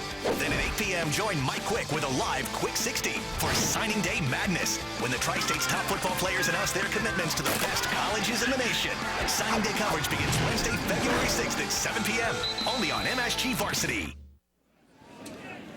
So just moments before we start this third quarter, the junior quarterback Greg Galligan gathers his troops as they trail by 7 points here. St. Anthony's comes in, the 3-time defending champion, winning 10 of the last 11. They scored in the first 20 seconds of the first quarter, have not scored since. Wonder how that sits with their skipper, Rich Reichert. He's with Chad. Yeah, Coach, you get the early touchdown, go up by a score, and then the offense has been stagnant. How do you start it up? We didn't play physical on the offensive side, and so we kind of addressed that, and they outplayed us in the first half. We'll see what happens in a second. You're all too familiar with these kind of games. Defending champ, you're always on this stage. Your message in the locker room is what? Be physical and have fun. Simple enough. I like it. Go get him, Coach. Jimmy. Physical and fun. That's what Levy tells Chad every week before he heads out to the sidelines. Of course, St. Anthony's comes in, the defending champs. And a year ago, they were taking on Stepanak in this game. And this game would come down to the Friars looking to win their third consecutive title, taking on Big Danny Hoffer. And when Stepanak tried to get fancy, watch the pop come up right here. Timmy Stackpole. And who is it? Leggio! Anthony Leggio to the end zone for Leggio. 14 points would have been all St. Anthony's needed on that night. And Rich Reichert, it's his yearly Gatorade bag. to end the high school football season. 14-0 for Coach Reichert. Really a great effort on the night. Look at that. That is fun right there for Richie Reichert. And right now, Coach Reichert trailing by 7 at the half. Hey, he's been to this game before and lost. Of course, the last team to win this title other than St. Anthony's, Iona Prep. It was 2008, the Jeff Mack show. 7 touchdowns, 400 yards from Mack. Since then, 3 state titles for the Friars. Chaminade, last time they won, 1998. They have a 7-point lead, and they'll get the ball first here to open up this third quarter. Great kick by St. A's. No chance on that one. Matt Musgrove does so much from the kicking and punting spot. Musgrove buries it. No chance for a return there. Can't bring it out in high school football. So now this Chaminade offense will set up 1st and 10 at the 20-yard line. Zach Johnson, Nicky Raft, the Big Cats up front. Terrancino make their way out, along with Sean Walsh and company. And tapping him on the shoulder, the junior Sean Cerrone. How impressive was he in the first half? Look at that. 95 rushing yards. They really haven't utilized their passing game because they didn't have to. They're sticking to what works, and that's the inside counterattack and letting the running back run around and make plays. Anthony Capolino gets in his stance to start this out. They'll go to Zenker now. Here's Zenker to the right side. And Zenker will turn it upfield and pick up a few. They like to do a lot of different things with Tommy Zenker from that wide receiver spot. Yeah, Zenker trying to get on the outside with that jet sweep, but watch 49. Dan Carlone, we talked about him earlier in this football game. He is on another level. He's got that look in his eye. He is coming downhill, and he let Zenker know that he is going to be following him all night in this second half. Zenker still able to pick up 7 yards, though, on the play. Here's the Zenk man now in motion. Cerrone, second back through, pounded for yardage, but look at the pursuit by this St. Anthony's defense. Corey Palladino and company were all over him. Dan Carlone again just kept fighting off that edge. Watch him right here. Just kept coming down, following the play off the line. Didn't make it initially, but held up Chris Gallick and let the sea of black clean him up. But 2 plays in a row, big 4'9", Carlone using that 220-pound frame, throwing his body around. Loss of 1 on the play now, so it's 3rd and 4 for Chaminade. Cerrone now from shotgun, split wide left is Zenker. This is going to be illegal motion as Speranza started a little early. He just couldn't put the brakes on the left end. False start. A lot of penalties we saw in the first half from Chaminade, and that's something that he addressed Chad Cutler at halftime with Stephen Boyd, saying we can't afford to shoot ourselves in the foot right here, moving backwards on self-inflicted wounds with penalties. They got to stay focused, hold their water down there, and we've seen a lot of 2 men moving at the same time. You just can't do that right now, especially at a AAA championship game here at Mitchell Field. And look at the penalties, like we talked about. Obviously, on both sides, had a little problem with it. Hopefully, they'll clean it up in the second half. 3rd down and 9. Here's Cerrone, back to pass. Cerrone feels some pressure, throws it down the middle. Incomplete that time, as closing on the football was Danny Carlone once again. Carlone continues his signature performance here in the final. And Cerrone had to step up in the pocket there, so the punt team will come out. Yeah, watch 49, drops back in coverage this time from his defensive end position, reading Cerrone's eyes and just gets his right hand at the last second. That is a great athletic play from the 6', 220 converted linebacker down to defensive end, now going back to his old position, making a big play on 3rd down. So now the punt team in there. Chaminade will punt it away. St. Anthony sees the ball. Gathered at the 45-yard line. Good job of catching the football there by William Woodley, the junior, doing his part. And this will be good field position now for St. Anthony's. The ball settled at the 44-yard line. What a game so far for Carlone, though. He has been all over the field. big too at 6'4". So now the junior quarterback, Greg Galligan, settles in under center. He's 6'2". Galligan, straight belly, Anthony Anderson. Anderson plowing forward. He'll pick up about 5 or 6. The definition of downhill, number 32 when you're St. Anthony's program. The AA Express. He's got the fury. He's also got the sounds of the game. Oh, what a hit right there, as you heard the natural sound from Anthony Anderson. But what about Lukovic coming from his corner position, coming down at that end, finishing off Anderson? 2nd down and 3. Belly straight up the middle. Anderson, Anthony Anderson runs over a tackler. Anderson is loose. Anthony Anderson runs into Victor Morales. Morales was just trying to get downfield and make a block. Nevertheless, it's a big play for the Friars. 26 yards for the AA Express. Well, Morales should be credited for that tackle because he knocked down Anderson. Watch it, 1, 2. Oh my goodness, Lukovic gets flat back and he runs right into his own player, Morales, off his own momentum. But that's what he can bring out of the fullback position. 6'1", 230 pounds. He is a load inside. So St. Anthony's now with a little gusto off the option. Here's the sophomore Gowans, puts the brakes on. Penalty comes in. Gowans is in trouble. He's going to go down, losing about 5 or 6 on the play. Jordan Gowans now. And you might expect this, if it goes against St. Anthony's, to decline it. But it is holding. So maybe they'll take the 10 yards.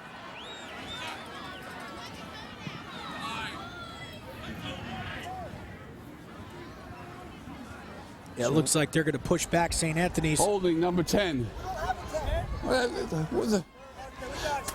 Whoever was your right hand? Number 10. Plays decline. 2nd down. So they will decline it. Nice catch by Mr. Shum there. The official on that incoming flag. Little look inside the game in the world of officiating there, folks, here on MSG Varsity. So 2nd down and 16. Losing 6 yards on the play was Gowans. Now the throw to Anderson. Anderson goes down to catch it.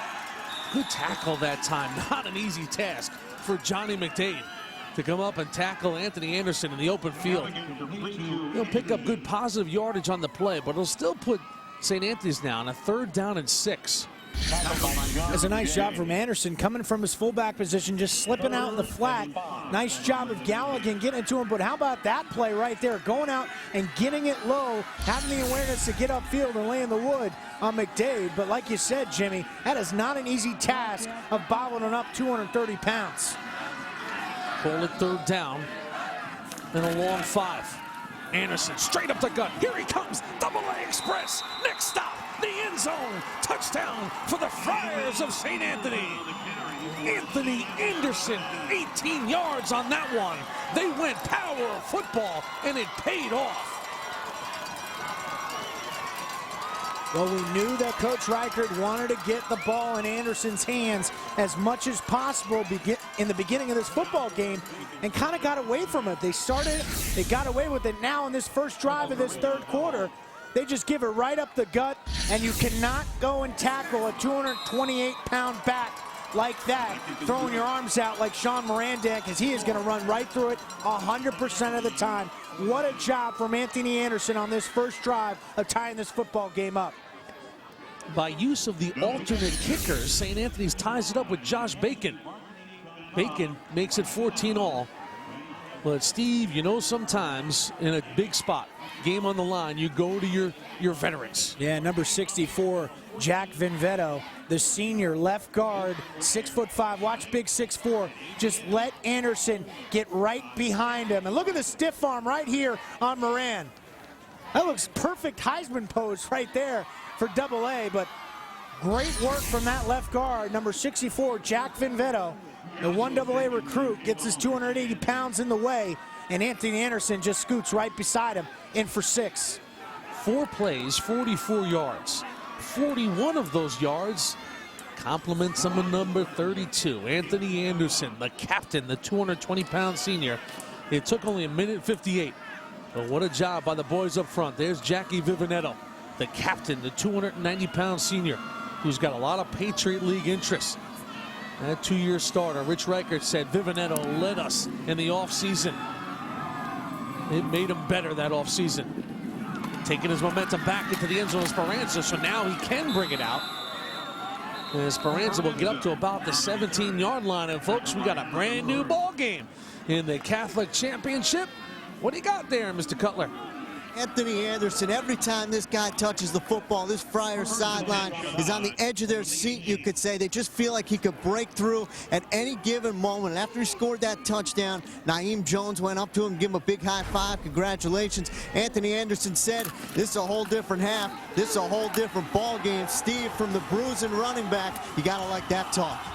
You gotta love it. They just want to keep pounding the football inside, especially when you have Anthony Anderson and those other guys involved in the rushing attack.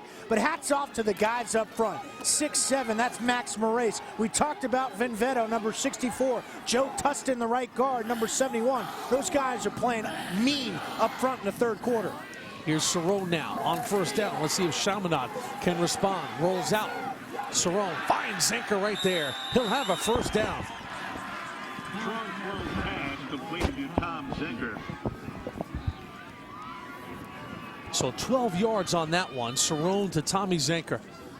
And Chaminade, Zenker goes off limping. Chaminade was able to answer St. Anthony's first score of the game on their ensuing drive. And now St. Anthony's comes out and scores here in the third quarter. Let's see if Chaminade can answer them again as their attention turns to Tommy Zenker. Look like Zenker just said, I'm fine. And Zenker, that's his first catch of the game. Toss right now into the hands of Gallick. Here's Gallick, good yardage right there. What you're seeing here, folks, is two highly competitive schools when it comes to athletics. Whether it's lacrosse or basketball or football, they have athletes from the word go at Chaminade and St. Anthony. And you could just see the kind of competitive environment. One team scores, the other team comes out with a little gusto. And watch number 77 in white. That left tackle, Nicholas Raft, came outside and did a nice job on those skilled athletes. Cerrone now on the rollout. Cerrone over 100 yards rushing. He's loose once again. Here's Cerrone inside the 40, down to about the 37-yard line. His rushing is becoming the X factor in this game. Sean Cerrone, 27 yards on that one. It's his third run for 25 yards or better. And now over 100 yards on the ground. But watch the blocking up front. It seems like he's just getting escorted. And look at the kind of wraparound block from Campanolino, number 76. And how about the escort from 22, Gaelic? This is the type of football that the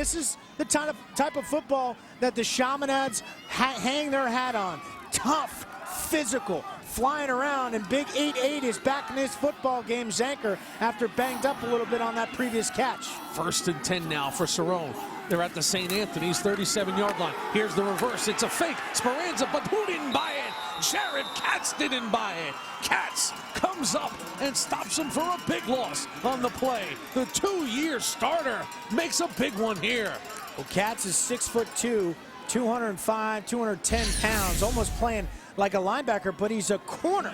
Stays home, does not bite the fake with Zenker, and does a nice job on run support right there and kind of showing everybody how pumped up he is right there. Nice job of reading his keys, potentially heading to Yale next year.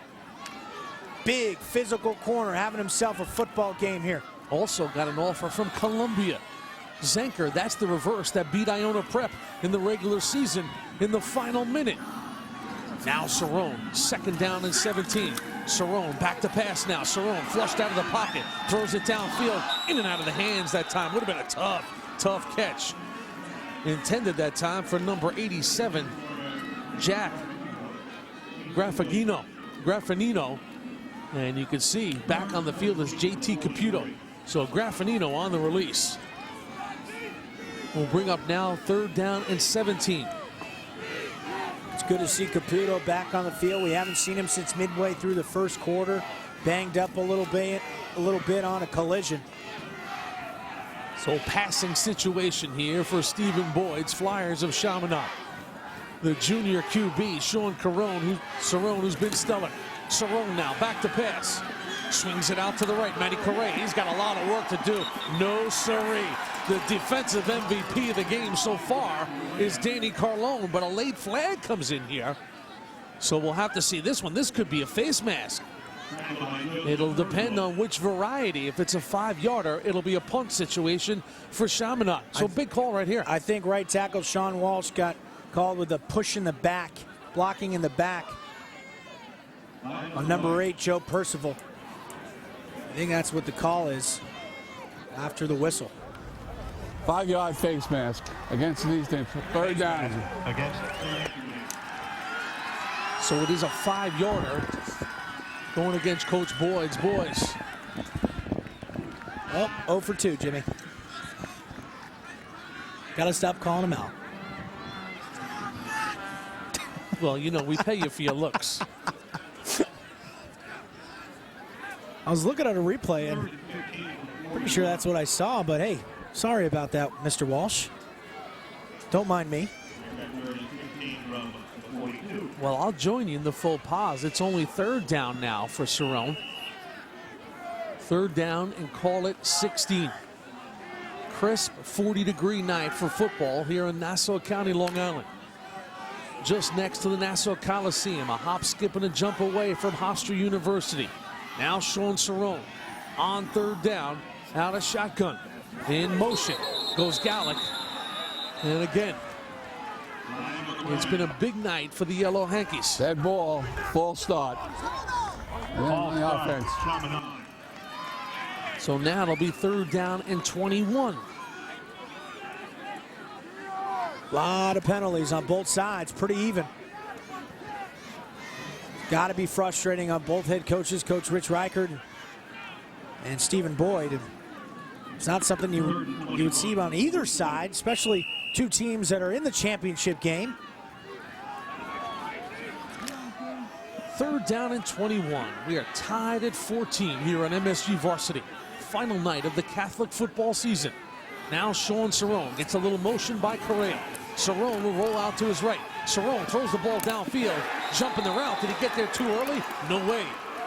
Fifumi Famalusi. Fifi, the Capitan, knocks it down. He timed it right, or he timed it close enough where he didn't force a call from the officials.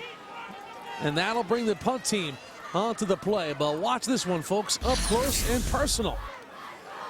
Yeah, it does a nice job. He got beat from Zanker, but it's a good play. Came and closed down, gets that left hand in there. That 1AA recruit, 2-year starter, does everything right for the Friars. Another big corner on the outside, 6', 185, and Fifi's getting it done all year long. Here's the punt by Chaminade. It takes a St. Anthony's bounce. So that one off the foot of Joey Anili. So the Friars now, after they have settled this game down, tied it at 14, will get a possession. All kinds of time left to go here. 17 minutes of football. Greg Galligan had a fine showing in the Tri-State Quarterback Showdown back in June. That was in between his sophomore and junior year. Galligan, he'll be out on the field to play for Keith Weiserick this spring and St. Anthony's Lacrosse. And that's where his future is for the Hoyas of Georgetown. Lacrosse is nowhere in his thought process on this night. Trust me on that. Here's Galligan now. Straight up to Anthony Anderson. Anderson. Good tackle that time by Timmy Muller. Muller, number 10. He'll head off next year and go to Maryland to play lacrosse. When you talk about St. Anthony's and Chaminade, two of the most decorated lacrosse high schools in America. And this Chaminade roster is chock full of them. But they are the football lacrosse kind of guys, and Muller's one of those. Muller started the year at quarterback. Now out there defense. Johnny Puckhaber on the other side for St. Anthony's is Muller's cousin. Cousin versus cousin in the championship. Anderson. It's a fake from Galligan. Galligan still on his feet. Again, another flag comes in. Good tackling that time by Chaminade. Sean Moran. Good, smart football player is Sean Moran. Holding number 33, Black. But now this is going to go against St. Anthony. Yeah, that was a great read from Galligan. on that option play. Made a decision early in this football game. Chaminade was kind of confusing him, bringing a lot of guys on the outside. That time, just sticks his foot in the ground, running all the way. He decides to go back outside, but getting back because of another penalty. This side on the Friars looked like Russo. And wait, these two teams are steamrolling towards double-digit in penalties. It's been that kind of night. Tightly contested. And you see both of them with 8 flags on the night. 64 and 74 yards respectively. But this really takes St. Anthony's out. What do they like to do? They want to pound the football out of this triple option offense. Now, second and a ways to go. Here's Galligan over the top. Into the hands that time of James Letty. Letty did a really nice job to catch the football. That was not easy. Now, nice soft hands by Letty, the junior tight end. 5'10", 210 pounds, out in the flat. Coach Reichert said he's Mr. Reliable. He's almost a guy that can line up anywhere. He can be a tackle almost, a tight end, and very rarely he gets the football. Number 45 cashing in right there and setting up this third down. Split wide right now is Vic Morales. In the slot is Anderson. This is 3rd down and 6. Off a little motion. The fake was to Anderson. Now Gowans to the short side, and going to be short of the first down is Femiano, the sophomore. That's a tough play to execute, going to the short side of the field. Not much room after the option goes to Femiano. And it looked like he went out of bounds, well short of the first down. So it'll be 4th down now for St. A's. This will bring the punt unit out. Rock solid job by Chaminade. The penalties hurt St. Anthony's, backed them up deep. And now they'll have to punt it away. Let's see if Musgrove continues his style after it did not work out for him. And you see back deep, Zanker, number 88, Musgrove. Very skilled punter. Picks up the low snap and just punts it away. On the carry now is Chris Gallick. Gallick will bring it up over the 45-yard line to about the 47, where the Flyers will have good field position. Of course, every night of the week, the high school sports desk dedicated to your region, Monday through Thursday at 7 p.m. This time of year, wall-to-wall football. All the championships in all the region. High school sports desk dedicated to your region, Monday through Thursday, 7 p.m. only on MSG Varsity.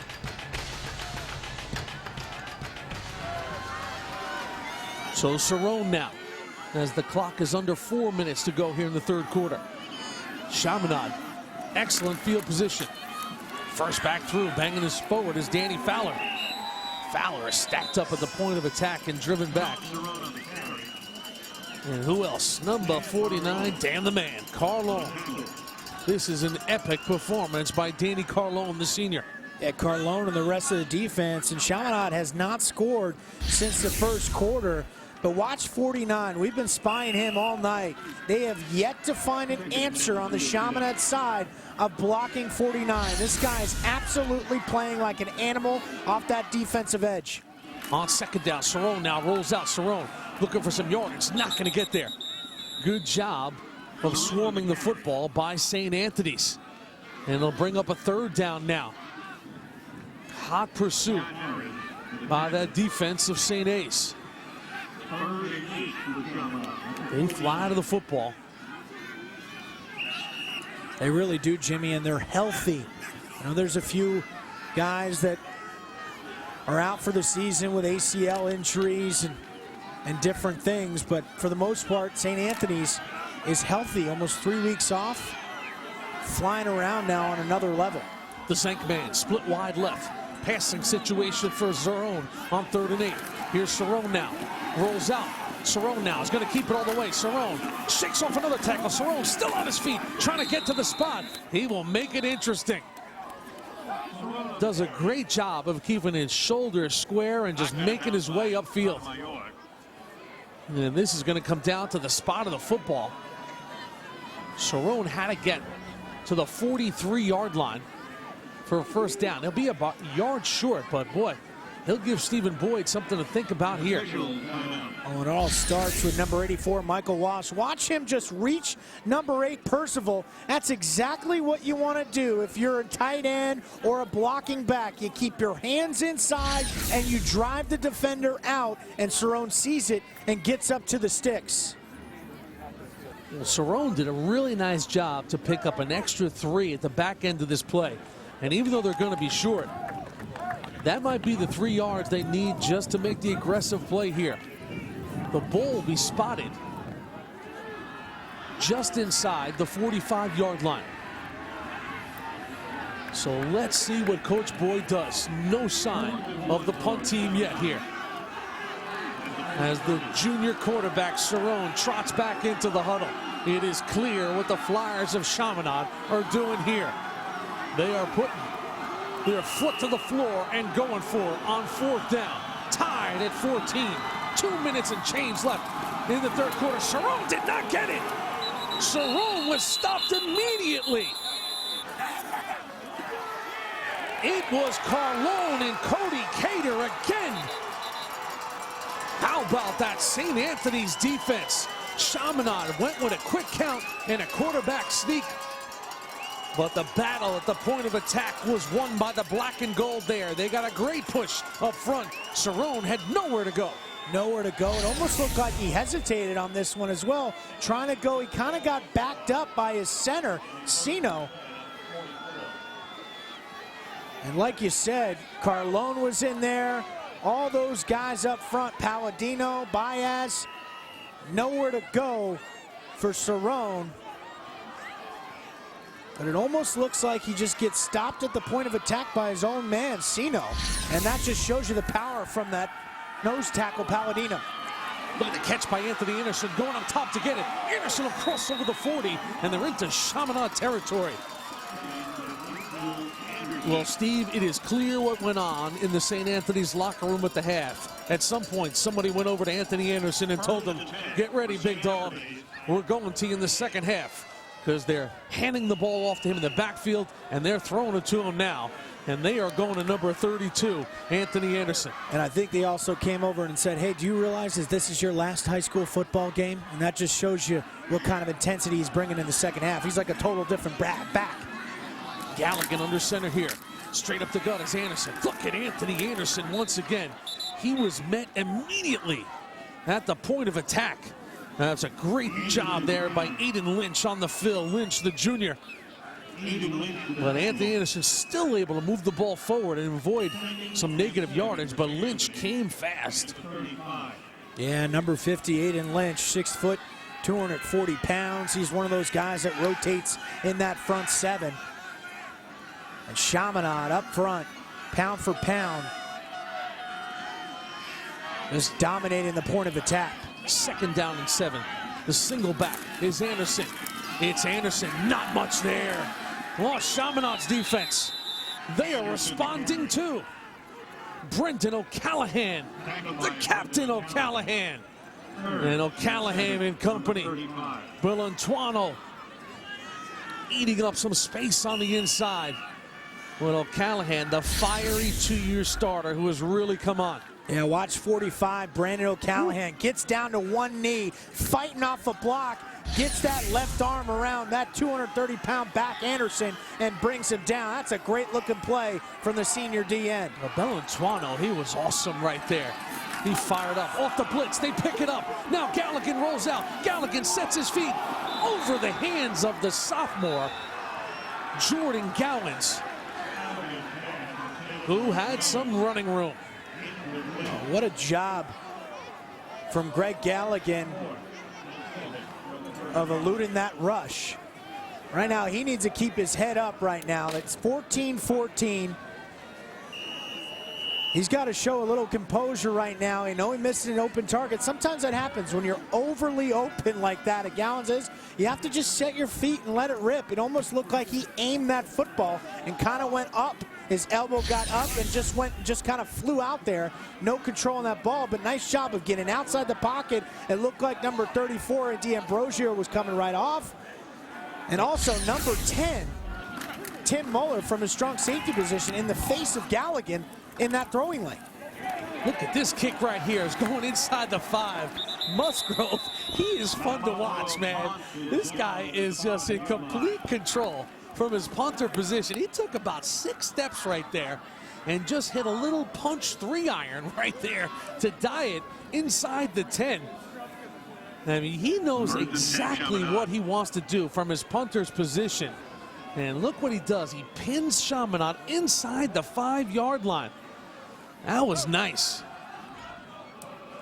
Yeah, that's a great punt. He's been very active. And like you said, it's a nice angle. It's almost like a little chip shot on the green. And gets a nice roll. Musgrove, some of the best kickers of trios, punter and kickoff and place kickers on Long Island with St. Anthony's, and that right there just shows it. So Chaminade breaks the huddle in what will be the final play of the 3rd quarter. Speranza, nothing doing. Stopped virtually for no gain.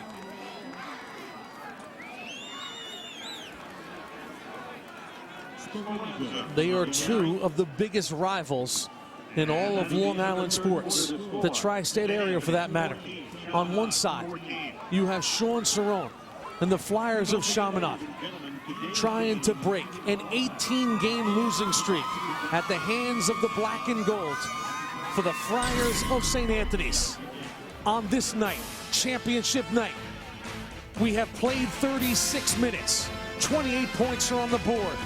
14 for Chaminade, 14 for St. Anthony's. Who wears the crown? The answer is next, the 4th quarter.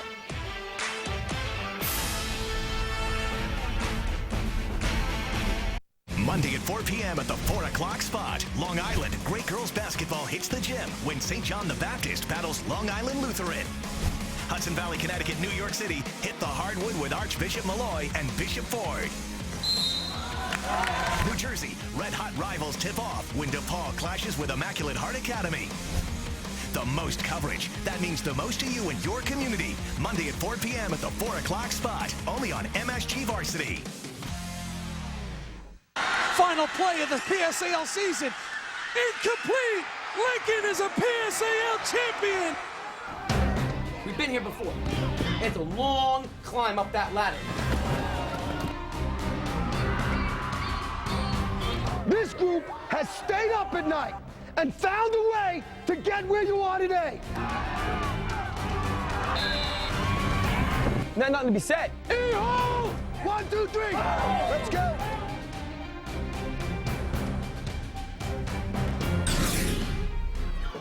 Oh, baby, 5 boroughs of football have boiled down to the final 2.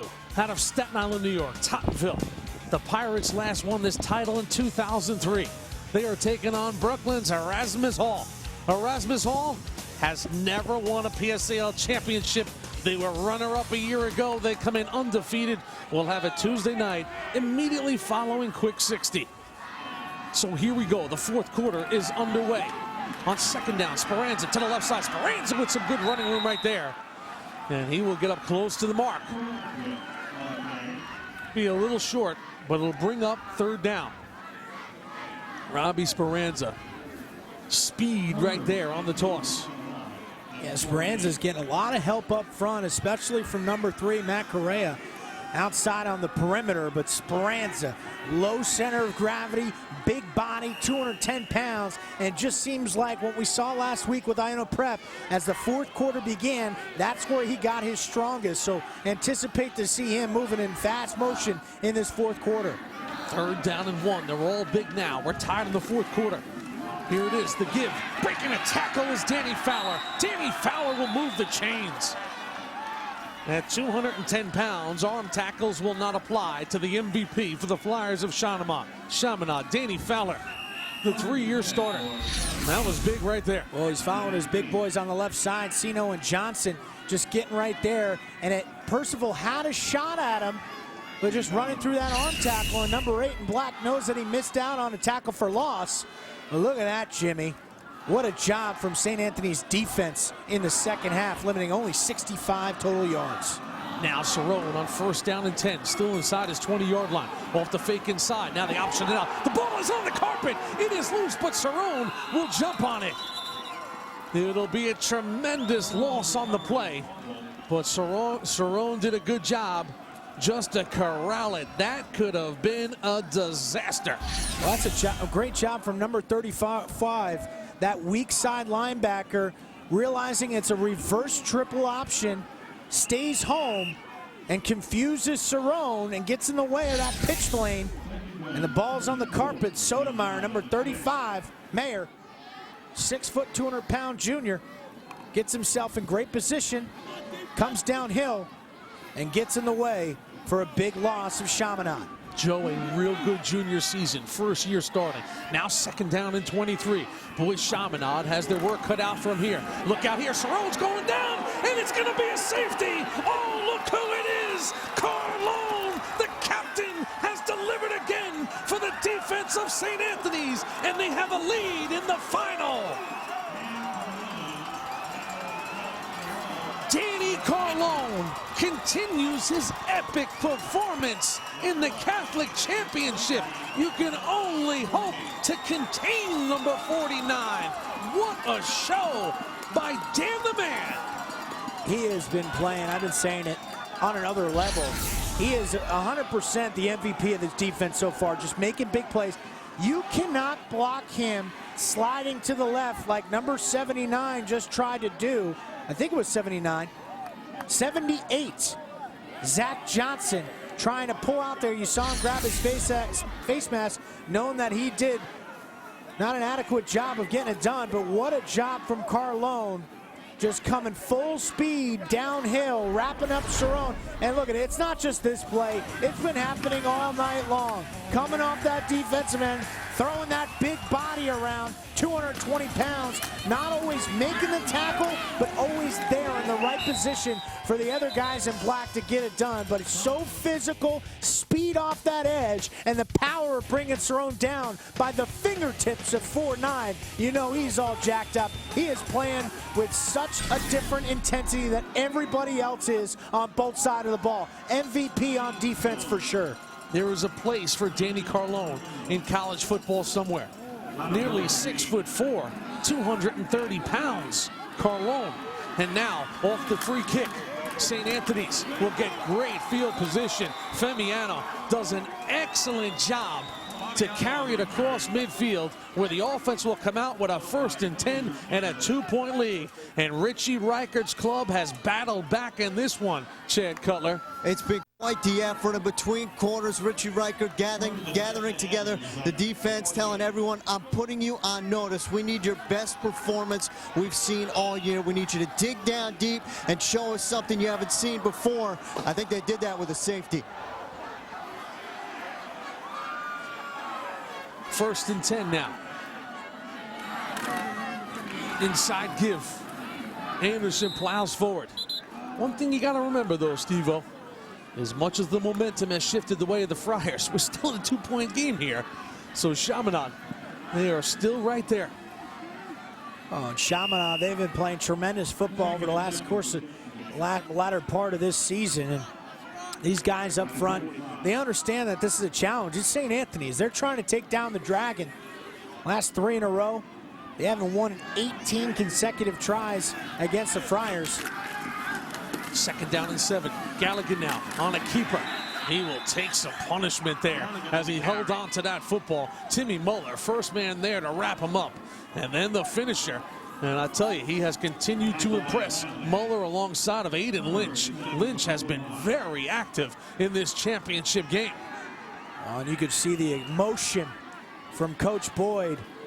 And Muller, number 10, coming down from his strong safety position on run support all night long. Very impressed with the 6'1" senior. That quarterback of the defense, number 10 in white. Big 3rd and 7 here. Under 10 minutes to go. Here's Gallagher now. Off the fake to the inside. Gallagher now swings it out, but Gowans has got too much room to go. Driven out of bounds by Dunn and company. It was McDade who pushed the play outside, and Chaminade's defense answers the bell. Yeah, Jimmy, you said it. All started with big 1'9" McDade. coming out, forcing Galligan to stretch the field and hesitate, and watch number 24, Lukovic, come downhill from his corner position and absolutely bringing his hips on Gowans, forcing another 4th down. It's one of those series, though, you circle in the book, because after all the momentum, the safety to lose their lead, that defense had to protect 45 yards of field right there, and they take St. Anthony's down with a 3-and-out. That's just what you need out of your defense. Again, another great punt by Musgrove. Now whistles come in, and the play is blown dead. Almost as if the ball carrier put his knee down. Yeah, I think it... Fair caught. So putting up his hand for a fair catch was Chris Gallick. Now watch it. It doesn't have to be the actual ball carrier. That's Zanker right there. Puts up his hand. It almost looked like Zanker thought he was alone, or he thought that number 22 Gallick was on the other side of the hash and there was nobody behind him. Another play you don't see every day. Yeah. In high school football, or football for that matter. But it's costly because Zanker was at about the 18-yard line. By the time Gallick had corralled it, he was at the 8-yard line. They'll spot the ball at the 8-yard line. Another mistake from Chaminade. Unlikely penalties from the Flyers, and also with the Friars too. Nevertheless, Zanker splits out wide right. The Zankman, let's see if he's got one more magical act in this 2012 high school football season. Trying to go out a winner. Sean Cerrone on a keeper. Cerrone gets loose once again. Crosses over the 25, up to about the 30-yard line. Sean Cerrone, 21 yards on the play. No, we haven't really seen Zanker go down the field and stretch the field in the passing game. But offensively, watch him block downfield on Fifi. This is what he's been doing all day long. This is a great angle right here. He fakes the clear out, gets in the side of Fifi, and just drives his feet, get in the way, and Cerrone just comes up and gets a few extra yards off Zanker's tail. Well, that prevents Cats from coming up and making an open field tackle to shut the play down. Now off the reverse once again. Here comes the Zankman looking forward. Zanker will be tackled at about the 34-yard line, short of the first down. Second time we've seen that play. They've had a lot of success with it this year. And Joe Sotomayor.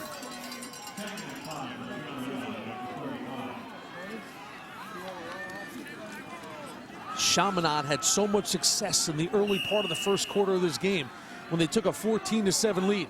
It's been the Friars defense that has held Stephen Boyd's club in check. Last 8 possessions, 4 punts, 2 turnover on downs, a missed field goal, and a safety. But they still only trail by a deuce here in the 4th and final quarter. Under 7 minutes to go now. Here's Cerrone now, the junior quarterback. He's been outstanding. Quick pass in the flats. Got a first down into the hands of Chris Gallick. Another big play. Surprise, surprise. Cerrone to Gallick. Out in the flat, just a pitch and catch to Gallick. Another 3rd down conversion. Watch it again. A little play action. Stretch the field outside. Thrown across his body right on the money to Gallick, who gets open, outstretches that flat defender, and comes up with a big first down. So Greg Galligan can only look now and hope to get the ball back in his hands. Under 7 to go now. Sean Cerrone, who has run for over 150 yards in this game from his quarterback position. Now with a 1st and 10 as they inch closer to St. Anthony's territory. And Chaminade now will use the timeout.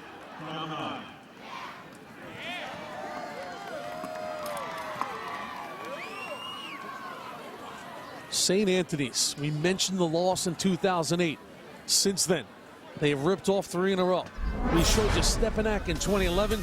2010, it was taken on Iona Prep. Charlie Raffa to Brian Kensel. This was a night that Kensel would own in the final. Look at the big 6'5" target. Rafa to cancel once, and this is what you like out of a target. A guy who high points a football, goes and gets it. Yeah, big, tall, rangy receiver. Recognizes the coverage, gets one-on-one, splits the safety. 41-23 in 2010. It was a rematch of the 2008 game and a little redemption for Rich Reichert there. Well, there's one thing about these Friars, man. When the lights are on, they know how to play a championship caliber football game. That's how you win 10 of 11. That's how you beat Chaminade 18 consecutive games. That's how you go to the championship game year after year after year. Epic, legendary run for St. Anthony's. Well, now our officials will call a timeout. Yep. Now the ball's in play. First down and 10. Off a little motion by Correa. The keeper by Cerrone. Cerrone has great quicks. Goes Sean Cerrone. Once he turns up, he gets north and south in a hurry and always manages positive yards. This guy does not wilt under pressure. It's amazing how much yards he picked up on that play right there. I thought he picked up about 3. Looks like it's about 7. He is sneaky good when he gets off outside the pocket. And Percival, that rush DN, number 8, had an angle on him, it looked like. And Cerrone just kind of slipped past him and tiptoed up the sidelines for a big gain. It was 6 on the play. Now on second down. Into the hands of Chris Gallick. Gallick was harassed early and often. Good penetration by Sotomayor.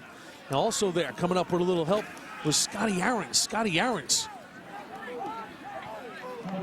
started the year as a backup defensive back. And now pushed into service, and he's been a real good tackler on run support. Rich Reichert told us at our meeting this week, he's been impressive. Yeah, he's talented, he's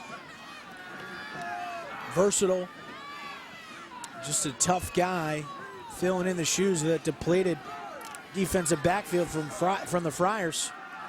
Those smart football players. Now third down and 3. Spinning towards the first down is Robbie Speranza. Oh, what balance and athleticism by Speranza. Got the touch, spun off the first contact, extends the football, and the drive continues to be alive for Chaminade. Great penetration up front, again from that left side of the line. Number 75 and 76. Look at the double team. Get up to the backer. Sift up to the backer. That's Sino and Johnson again alongside 77 Raff. And it looks like Mr. Walsh, number 68, shucking up on the play. Well, Sean Walsh, who's the heart and soul of this offensive line. So the concern for Walsh, hopefully he can get up. We return on MSG Varsity right after this. Make your Facebook page something to really like and put yourself in the middle of the action with MSG Varsity custom covers. Just choose a template, upload your photo, adjust, approve, and share. Customizing your page has never been easier or more fun. Make your page something to like and something to see with MSG Varsity custom covers on Facebook. Well, Sean Walsh is up. That's the good news, but it does not look like he will be able to continue. And for Walsh, the senior, who's meant so much, hopefully his boys can finish it out for him. But on this night, it started in the first quarter. This was our opening kickoff, folks, and Brendan Femiano with a huge return. And on their first play from scrimmage, they would cash in Naeem Jones. Yeah, Naeem Jones gets up in front in the first 2 minutes of this football game, but Cerrone fights back, eludes the rush, and just turns on the Jets, uses his athletic ability, and knotted at 7. Cerrone ran for nearly 100 yards in the first half. Then a costly turnover. Sophomore Jordan Gowans can't hang on. Cerrone makes him pay to Walsh. Yeah, Walsh, so athletic, goes up and gets that football, 14-7. Zane Watts would miss a field goal at the close of the second quarter. So it was a 14-7 game. Start of the third quarter, AA Express. Anthony Anderson, they just kept pounding the football. And then Cerrone, look at the play all night long from Dan Carlone, number 49 off that edge. Comes up with a huge safety. Now 16-14 in favor of the Friars.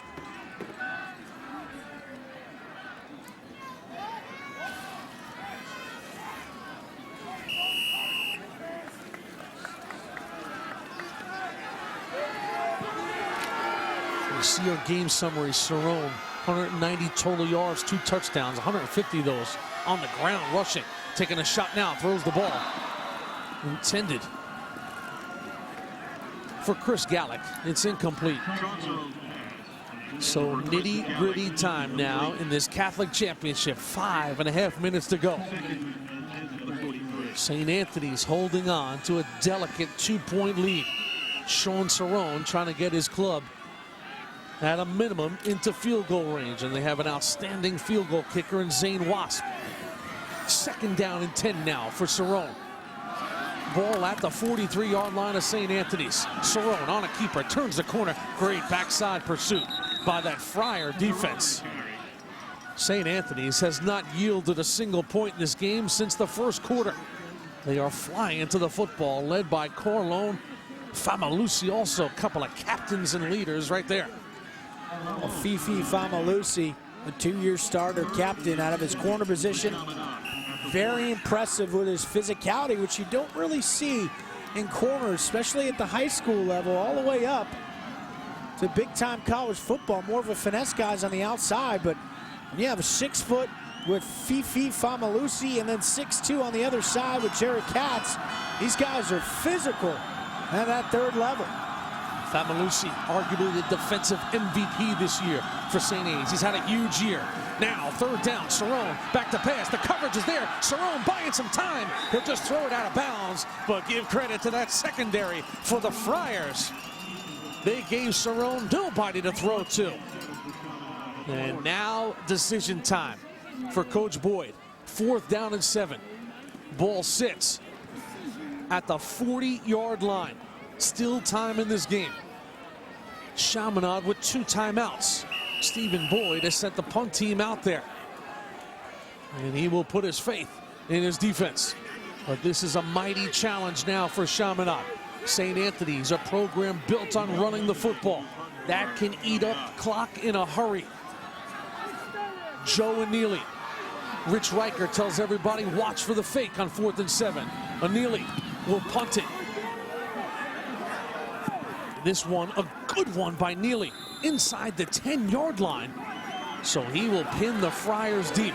The ball will be spotted at the 8-yard line. Wonderful job by Neely. 3 years on the varsity. He has done an unbelievable job. The former quarterback. They trust Joe Neely. And he did his job right there. So now, St. Anthony's, 4 minutes and 23 seconds left. They hold a 2-point lead.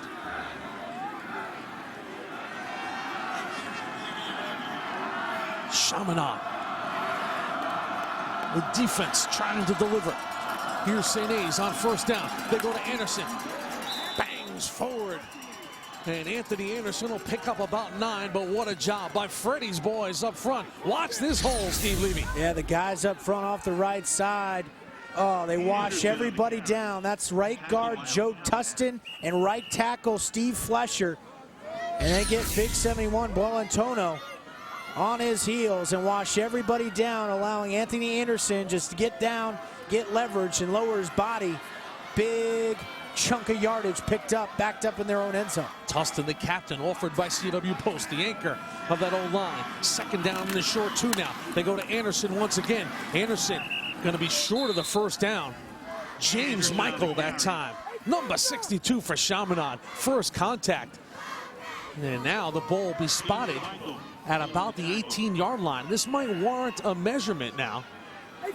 But James Michael got those great football smarts, and he had good recognition there of Anderson. And Anderson's not a guy you can bring down on a dime. Michael did nearly just that.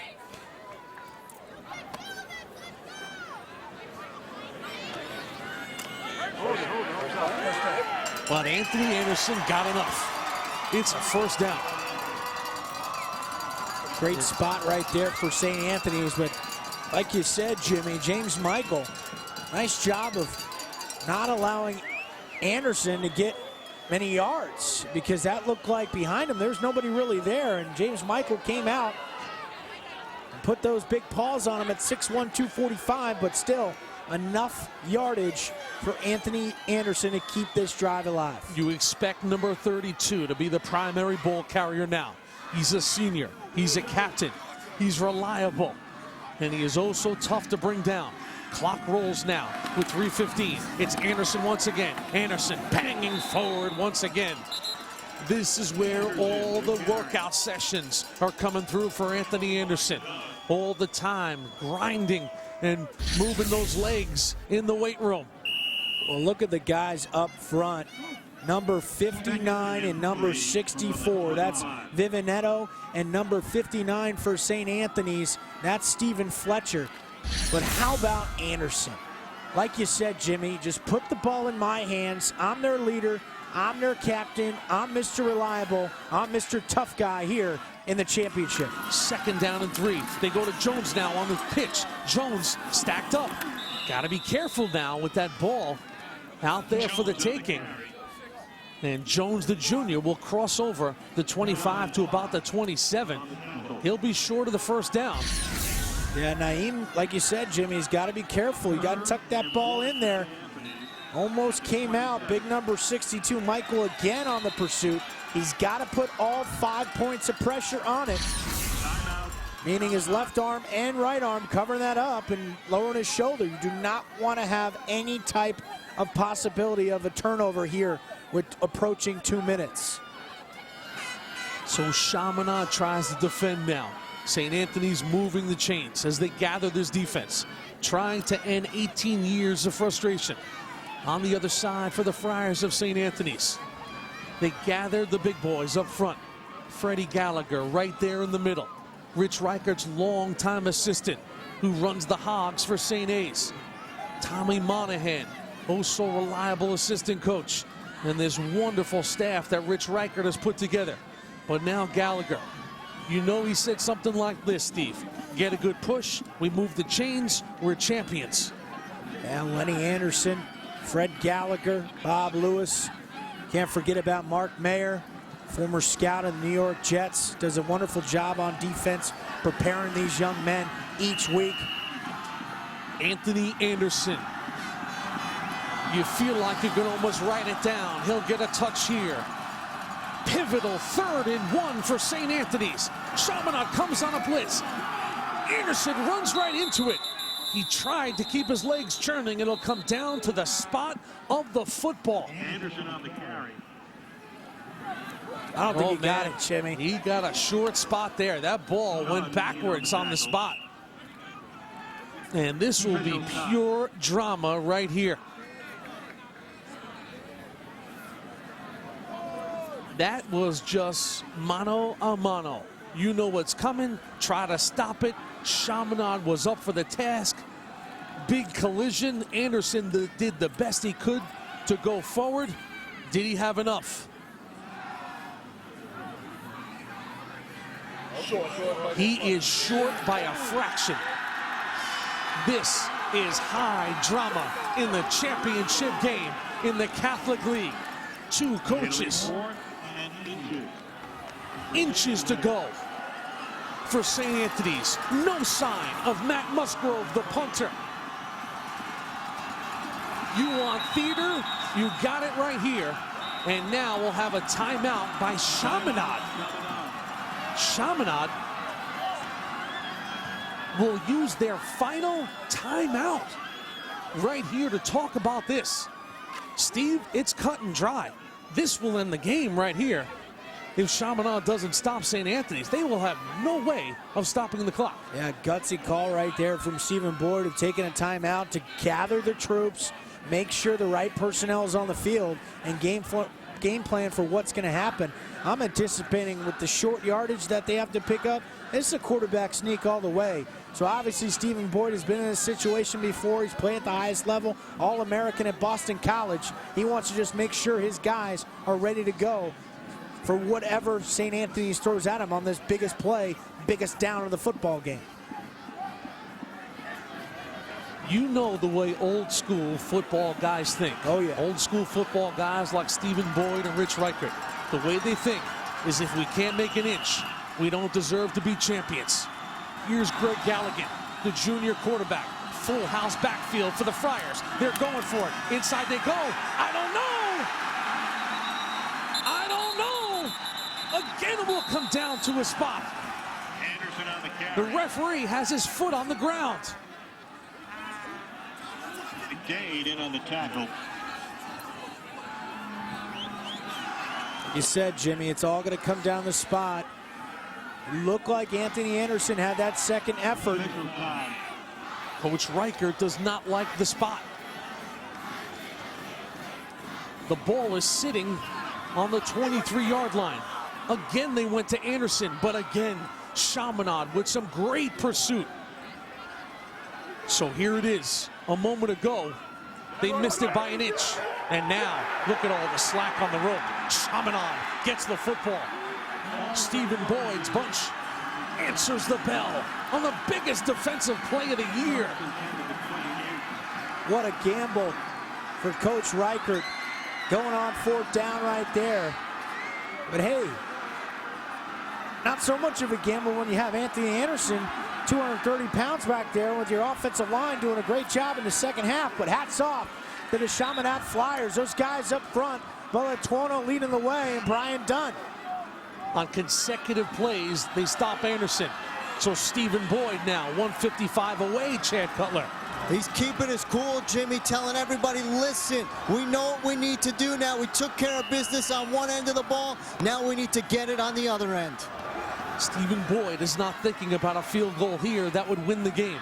He's thinking about the end zone.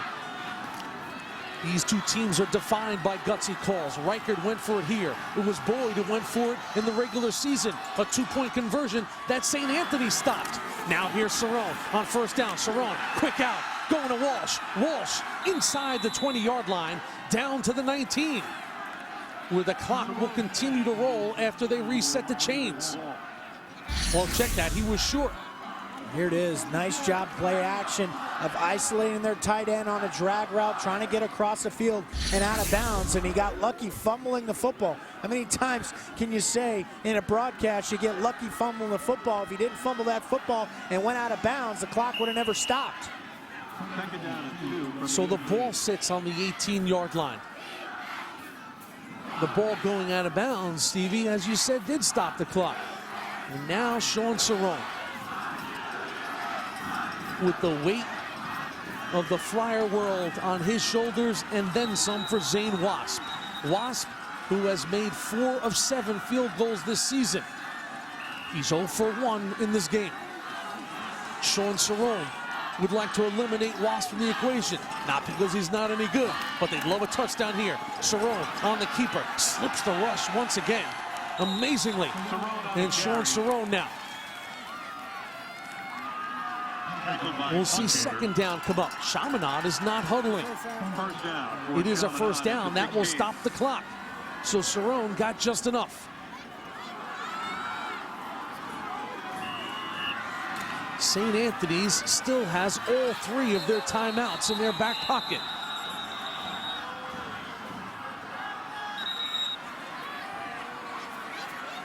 We're now in officials' time as the scoreboard has gone out. So the time will be kept on the field now.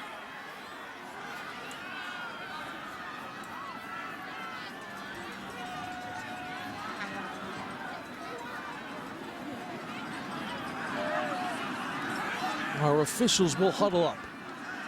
This is the Catholic High School Football League of New York championship game. Jimmy Cavallo, Steve Levy, and Chad Cutler on a day that Chaminade tries to break an 18-game losing streak to the 3-time defending champion Friars of St. Anthony's. They've won 10 of the last 11. Chaminade It's been 14 years since they won this championship. Zane Wasp, outstanding senior kicker. Can only look out.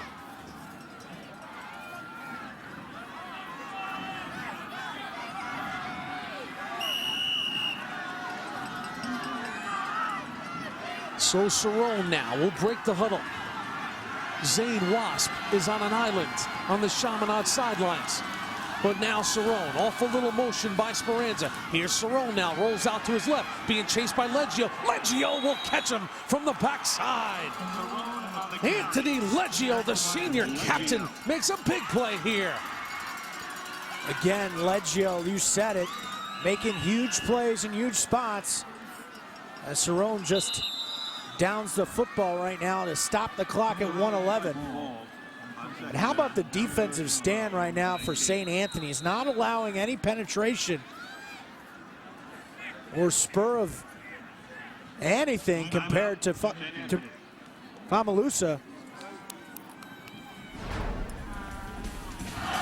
Well, here it is on third down. They went to Anderson. He was an inch short. So on fourth down, they roll the dice. They go again, but again, the penetration. O'Callahan and company. The chain would come out. Not even close. Stevens Boyd's defense had delivered. Interesting, though, here, Steve.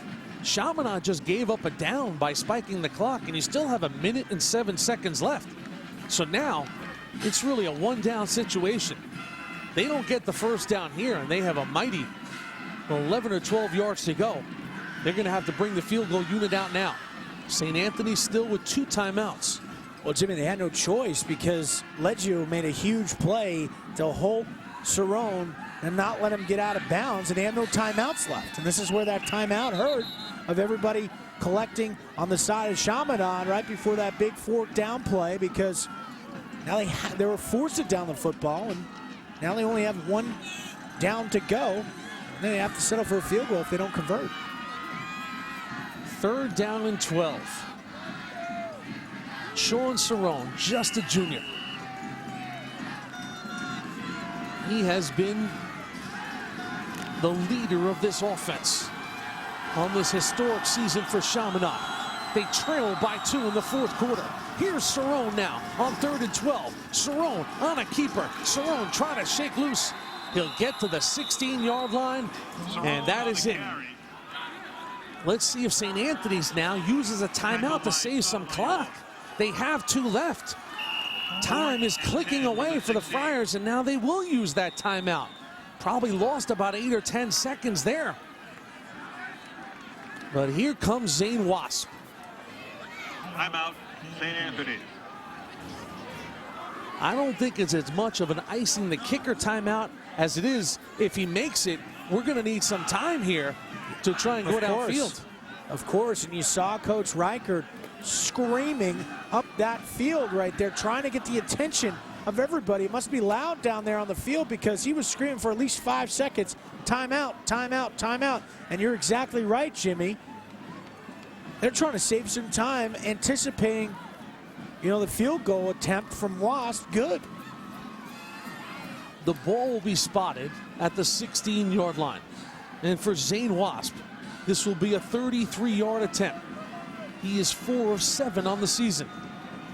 They have a lot of confidence in number 40, Zane Wasp. That comes right from the head coach. And now Rich Reichert. Does he send everything in the kitchen sink at Wasp as you look into the eyes of the senior Wasp?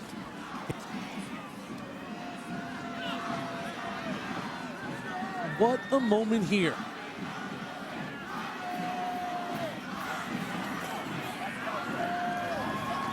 Stephen Boyd, who arrived 4 years ago, trying to restore a championship to this program. A program that has lost 18 straight games to the perennial champion Friars of St. Anthony's. They haven't won this title since 1998. They trail by 2. Here's Wasp. He drilled it! The kick is good. Zane Wasp has given the Flyers a lead in the finals, but there is a flag on the play. And they are talking to the Friars. It's on St. Anthony's. Field goal good. Running into the kicker. What a job from Zane Wasp. You saw the look in his eye, thinking it over, understanding the complexity of the situation, and he absolutely drills this home. And that is running into the kicker by Carlone right there, number 49. What a kick from Wasp. Oh, you gotta love the reaction by Zane. A week ago in the semifinals, he had one blocked. He missed his one and only one. But there's the former NFL great Boyd. Never a doubt.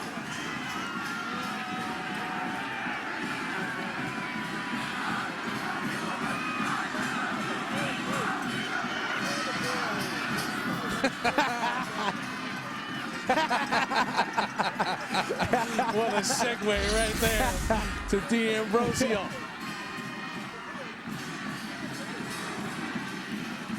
There is still 47 seconds on the clock. Chaminade, 4 plays. They take advantage of the gutsy call by St. Anthony's. Going for it on 4th and 1.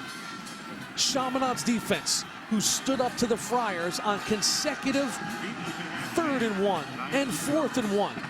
Stopping Anderson. And now Galligan with only one timeout.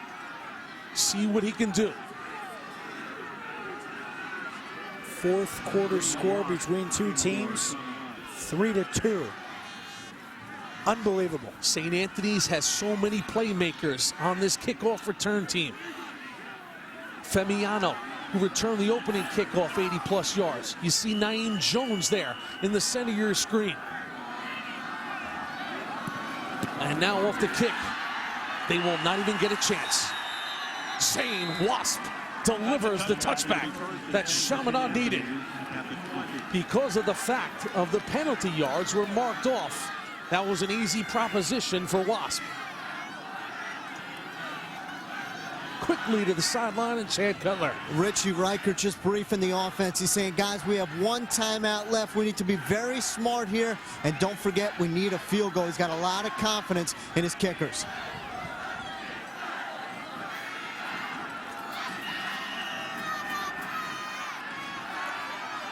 So Galligan up to the line of scrimmage.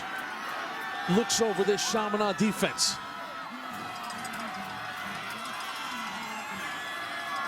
Off a little motion. Here's Galligan now. Steps up. Fires one. He fires a strike. And it's incomplete. It came out late. That was intended for Victor Morales. Galligan pass incomplete. Again, number 24, Ryan Lukovic, coming from his corner position. Watch. That's not separating that football from the receiver, and he has been so physical all night long. Huge play for Lukovic. 2nd down and 10.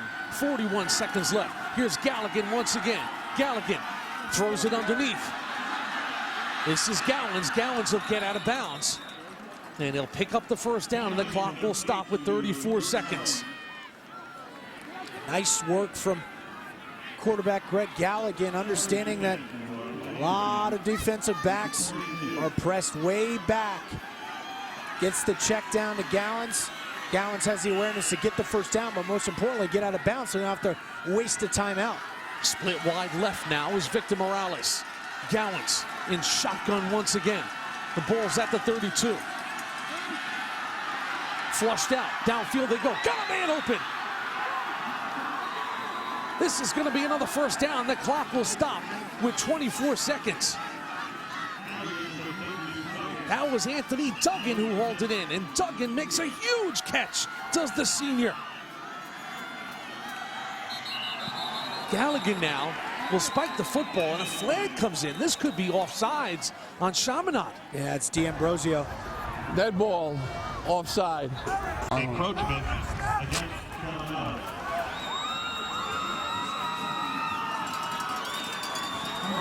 Like Chad said, They have two super kickers, Josh Bacon and Matt Musgrove, and it looks like Musgrove will get the opportunity.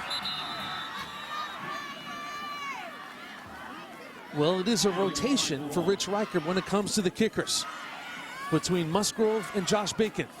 And because Josh Bacon kicked the last extra point, according to Coach Reichert, this one will fall to Musgrove. One field goal this year. He made one a year ago.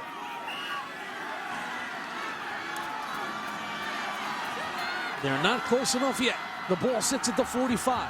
Here's Greg Galligan, under 20 seconds. Galligan looking for somebody. Galligan fires one incomplete, and the clock stops with 14 seconds left. That one intended for Duggan again. The ball might have been tipped at the line of scrimmage. It kind of just spittered out on the side of Duggan. It looked like it was on line. He found an open window in that soft zone coverage that obviously Chaminade's playing to prevent that deep ball, but they can get another 20 yards here. This should be interesting, Jimmy. 3rd down and 5. Greg Galligan looking for a miracle in the Catholic finals. Here's Galligan, back to pass. Galligan steps up, got a man complete. Crossing over the 30-yard line to Victor Morales, and they'll stop the clock now with 7 seconds left to move the chains.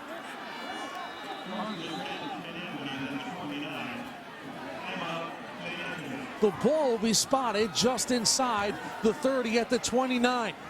It's a 46-yard field goal if they kick it from here.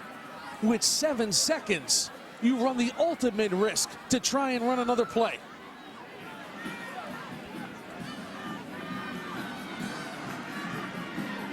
There is no question Matt Musgrove has the leg to get it there. Rich Reichert. Wow, what a decision here. There's Musgrove.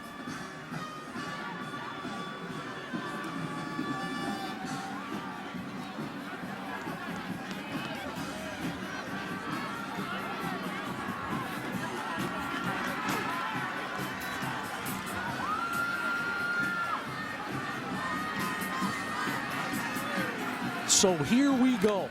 No sign of the kicker. They will try and run a quick out here with 7 seconds to try and pick up maybe 5 or 6 more yards. Galligan fires it to the sidelines, and they got it. Complete that time to Jones. The clock will stop with 2 seconds. Wow. What a play from Greg Galligan. Hanging in the pocket. Everyone knows it's coming. Delivers a strike and getting out of bounds. And look at the smile from Greg Galligan. Now it's on the foot of... Look at this. It's Josh Bacon. Josh Bacon, the senior. It's a 42-yard field goal. St. Anthony's has beaten Chaminade 18th Street. It's blocked. It's blocked. The Flyers have delivered. Chaminade will be your Catholic champs. It's redemption for Boyd in the finals. The Flyers of Chaminade have beaten St. Anthony's and won their first Catholic championship in 14 years.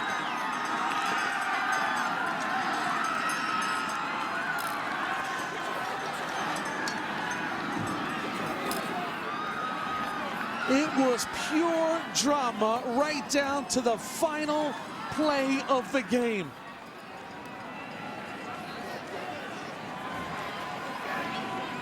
And Stephen Boyd's bunch. The 2 big stops on defense. And there they are.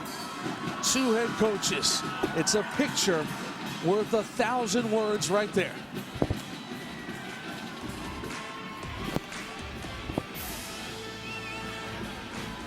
All the years of frustration for the Chaminade Flyers on the gridiron, playing second fiddle to their arch rivals.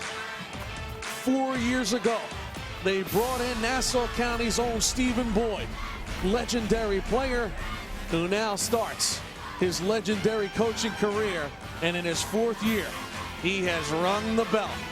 The Flyers of Chaminade are Catholic League champions in 2012. It's an instant classic. It was a thriller. It went right down to the wire. But let history show, Chaminade reigns supreme in the Catholic Championship on this day with an absolute stunning victory. The postgame is straight ahead right here on MSG Varsity.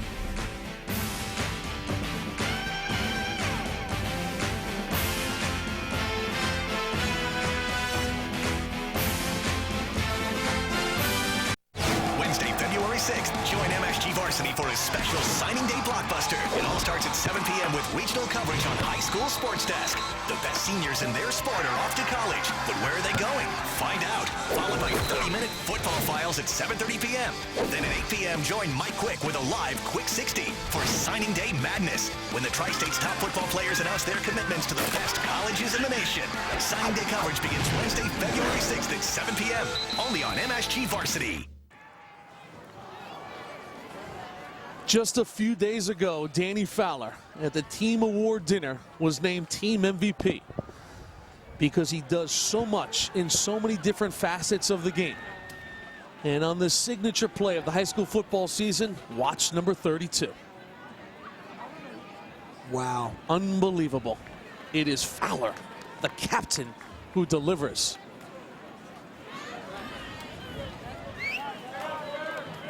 After Zane Wasp had delivered with 52 ticks to go.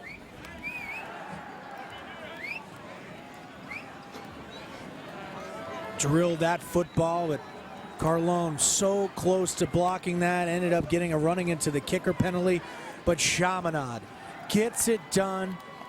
AAA Catholic League Championship. Stephen Boyd brought life back to this program, and in his 4th year, gets it done in stunning fashion. 17-16. The Flyers get it done. Wow, what excitement. What excitement. And of course, their captain, their team MVP, Dan Fowler, comes on huge with a big spot and blocks the field goal from Bacon. Well, for Boyd and these seniors, who just 2 years ago as sophomores were 1-9, they've come all the way back. And they win their first Catholic championship since 1998. It's a feast or famine existence for kickers such as Zane Wasp. For Wasp, the feast is on. And this is something Chaminade Flyer Nation has waited for a long time, Steve. 1998. That's a long drought for a school that prides itself on winning. And on top of that, Jimmy, look who's got the trophy. Yeah. It's Zane. And the streak of losing to St. Anthony's is finally over. 18 consecutive times going against the Friars and coming up empty on the 19th time, winning it into dramatic fashion. What an amazing weekend of high school football all across the Tri-State. 2 signature programs. Bergen Catholic, who beat Don Bosco on Friday night, snapping their own personal 11-game losing streak. And now Chaminade and Stephen Boyd, who had lost 18 straight times. It's almost unfathomable to think that Chaminade could lose 18 times in a row to St. Anthony's. But they break that streak in spectacular fashion here in the Catholic Championship. And history will forever show that in 2012, champions of the New York Catholic Football League are the Flyers of Chaminade. What a night.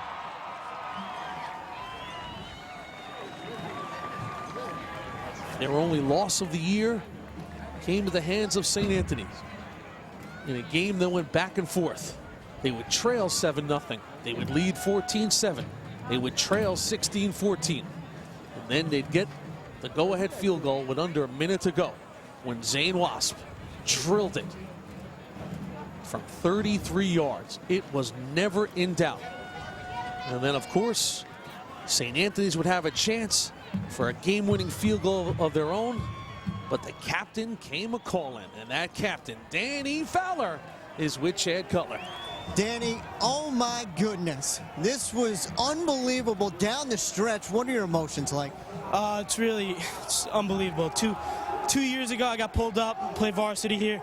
First time someone's got pulled up in a long time and thought I was coming up. It was really one of the coolest things like that ever happened. And then we had an 0-8 season. And then it kind of made me reevaluate just kind of like what I was looking for. Like I was looking for like a good team to play with, like again, because I've been winning my whole life and through PAL and everything. So that came through. And then last year we picked it back up. Again, then this year it's been unbelievable. I really can't say anything. I have no words to describe how I feel right now. You mentioned the turnaround, Danny. You're a senior. Everybody talks about having a signature moment as a senior. Take us back to final seconds. St. Anthony's about to kick a game-winning field goal. What happened? Well, you know, we just get through and block. I don't know, not a lot of thinking, just reactions. Ran through the line, cut through, jumped up. I think it caught a part of my shoulder, chest, or something. And I don't know. It still feels like a dream right now. I'm pinching myself. It's unbelievable. It's one thing to win this thing. First championship since '98. It's another thing to do it against the Friars, right? 18 in a row. They beat you 18. That's got to make it better. It really, yes. I mean, this team, when I got moved up JV, we lost to them freshman year. And when I got moved up on JV, lost to them twice in 2 really good games. We lost to them last year again. So it's literally almost a storybook ending on us coming and beating them now by 1 point. It's unbelievable. Incredible performance. Go celebrate with your teammates. Thank you very much. There he is. The man. Why not? As they hug their fearless leader, Stephen Boyd. Stephen Boyd, whose only objective was to come teach football, mold, and shape young men. The championships would be icing on the cake. And it is certainly icing on the cake. And it's a night that a senior kicker, Zane Wasp, will never forget. He'll take it to his college dorm room. He'll take it to his grandchildren. I kicked the game winner. He's with Chad Cutler. Zane, my goodness, I can't imagine what your emotions are right now. Let's get right to it. That kick, the eventual game winner. Do you feel anything? Well, I mean, it's honestly the most awesome moment that of my football career, maybe even my life. But, you know, Coach Boyd, every single day of practice, last 15 minutes, he says, Zane, we're ready for the game-winning field goal. We're going to put you in this situation. You got to make it. And in my head, I'm thinking, this is against St. Anthony's, and 4 seconds left on the clock. I got to make this. And so I've been prepared for this moment since I was a freshman, and it's honestly the most awesome feeling ever. I want you to be honest with me here. As time is winding down, were you hoping that you guys didn't score a touchdown just so you had that chance? No, I mean, as long as my team wins, that's what I've been saying the entire time is I don't care if I miss every single extra point, every single field goal. As long as my team comes out on top, that's all I care. Flip side there, the St. Anthony's, they get put in that same spot, a field goal chance to win this thing. But your boy Danny Fowler, the senior captain, he comes through. Oh yeah, there's no doubt in my mind Danny was going to step up. Not only Danny, the entire team. I knew that we could do anything. You know, we've been working so hard all year. Anything we could do, we knew we could do it. Congratulations. You're going to hold on to this feeling for a while, I have a feeling. No doubt. Mr. Kicker, Jimmy. Thank you very much. You got to love it. It's a priceless replay of Zane Wasp, too. The concentration on his face as he connects with the ball. Then he gets completely drilled, pops right up, and starts his own personal celebration. What a moment for the Flyers of Chaminade. And you know, this Flyer Chaminade Nation had to be pumped up when they knew they got Stephen Boyd to take over and run this program. And Stephen Boyd was the guy they wanted, and he has delivered a championship. Back to Chad we go. Coach, I can't even imagine what you're feeling down the stretch there. What are you feeling now? Well, I felt like, we had a punt on that 4th and 7, and then our defense has been playing so good all game. And, I knew with Zane's leg, if we could stop him, we'd have a shot to win the game. And, we did just that. We made a heck of a goal line, not a goal line stand, but a 4th and short stand. Got the ball back, and we protected the football, and we got it in the middle of the field. And Zane made a great kick, and you got to give St. Anthony's credit, though. It's an outstanding football team. It's an outstanding football program. And, I look up at the clock, and there's some time left, so I'm scratching my head. But, our defense is really, really, the last 4 or 5 weeks, gotten better every week.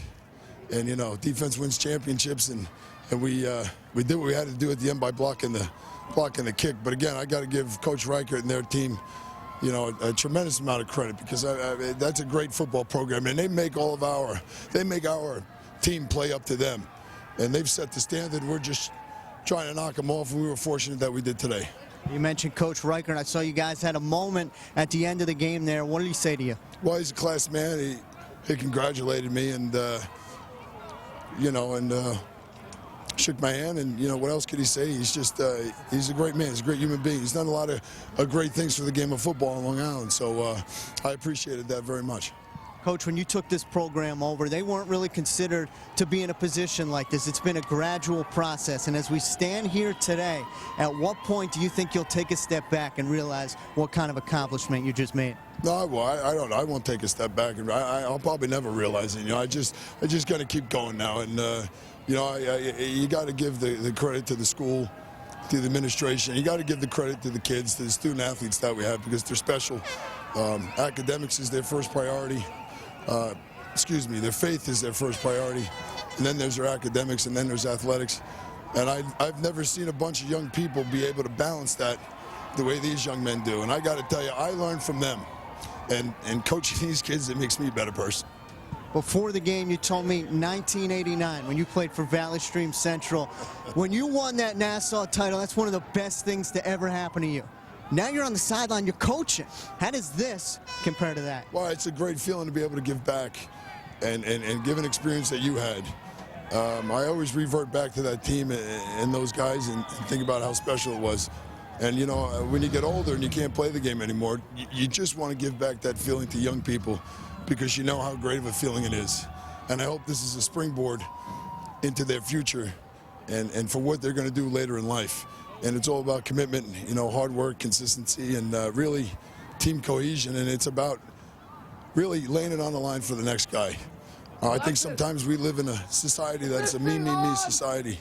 But when you're able to preach team to a bunch of young men like this, and they get it, and they grasp it, and they run with it, and they believe in it, there's no better feeling for me right now. I feel great. Well, we're happy for you, Coach. Enjoy this one. Switch sides here, the quarterback. You got to be feeling pretty good yourself. You led this team. Tell them how much you love your head coach. Now, how much do you love your head coach? I have 100% faith in him. I love the guy. He's been with us all season, never down on us. Just a great role model. 1-9 a couple years ago. This didn't look like it was possible, but yet here we are. Well, the whole season we knew we had a great team, and then we had great chemistry to start off, so that was big. So every practice, every week, we were just getting better and better, and we came out on top in the championship. Sean, you picked a pretty good game to go out there and play pretty well. Over 100 yards rushing in this. What was your mindset throughout? I was just trying to do my job. I knew everyone else on the offense and defense was going to do their job. So if we each do our job, everyone's happy because we moved the ball down up and down the field, and that's what happened. From 14-7, you fall behind 16-14. You get sacked in the end zone. Do you get down on yourself there? How do you bounce back? Originally, I was down on myself, and then a bunch of my teammates, great guys, just coming over to me, telling me there's plenty of time left in the game, and just pick me right back up. St. Anthony's chance to win the game. 5 seconds left. They got the field goal lined up. You guys make the block. First thought is what? This is insane, and then everyone just storms the field.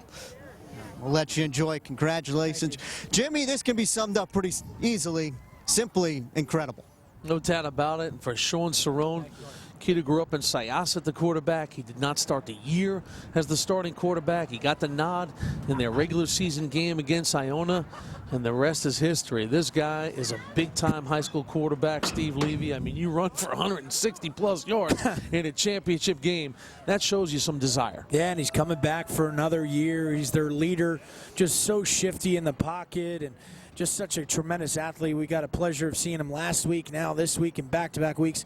Did not disappoint. Over 160 yards on the ground and making efficient throws when he had to, but most importantly, taking care of the football and leading his team down the field. And after Chaminade's defense gave the ball to this offense, Zane Wasp delivers right down Broadway. Look at the concentration. He gets rocked, and then the reaction he will remember into his old man days, baby.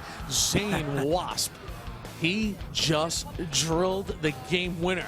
And Chaminade's defense, you can't ever forget.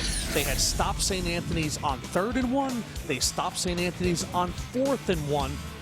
From their own 25-yard line, St. Anthony's went for it, and Chaminade made them pay. The Flyers run the ball for 266 yards. 166 of those for the quarterback, Sean Cerrone.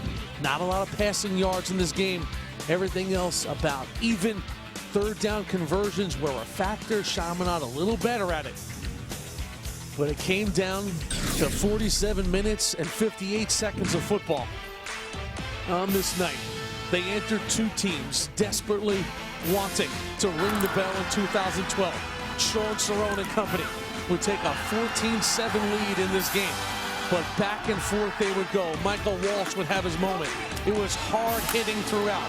The AA Express, Anthony Anderson and Leggio, two legendary coaches, Boyd and Reichert. Down the stretch they would come. Who could forget Danny Carlone's performance? But after Zane Wasp delivered from 33 yards, one more moment for all Danny Boy, Fowler and the Flyers of Chaminade. Hey, Long Island, don't look now. Chaminade reigns supreme. Good night from Nassau County.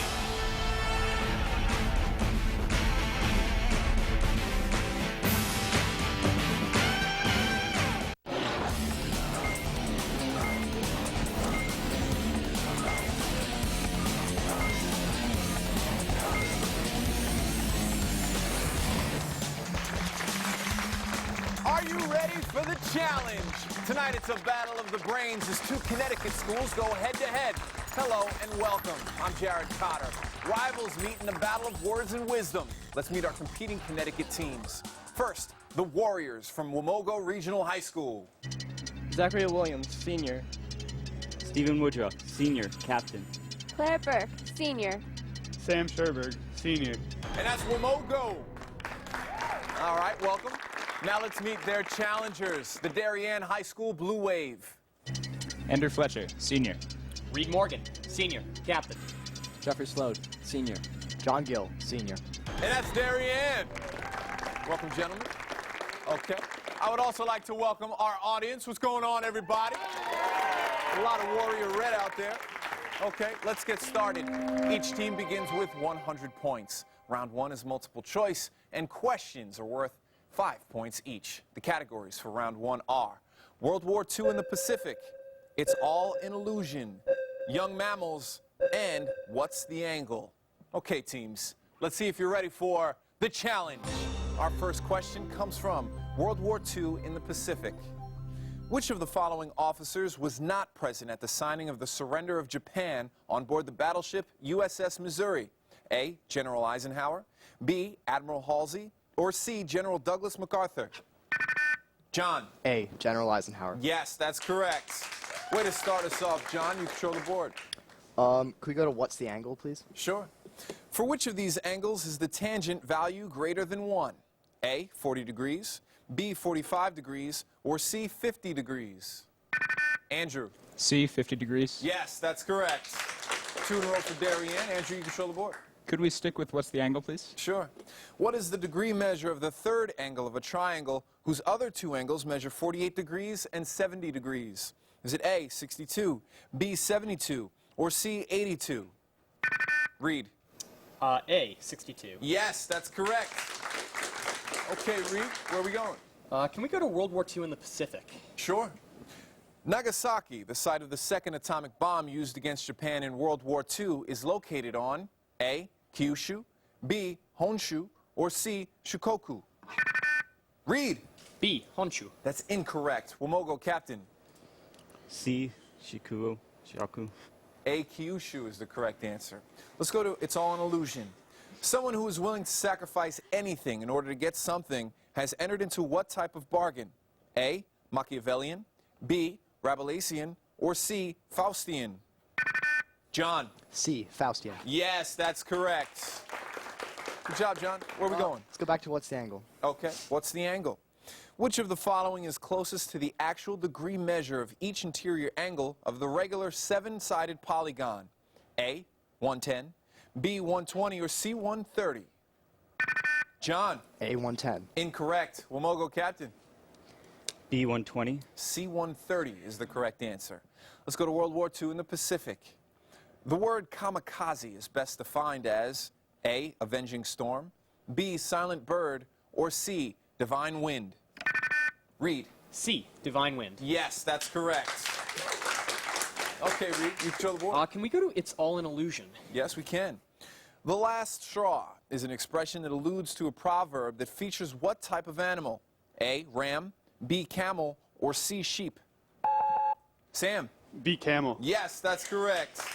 Okay, Wamogo, here we go. You control the board.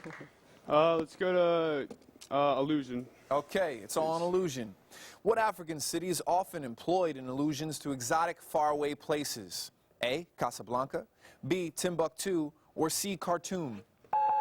Stephen? B, Timbuktu. Yes, that's correct. Good job, Steve. Where to now? I'll stick with illusions. Okay. An allusion to what character might be made when describing a person who clings to youth?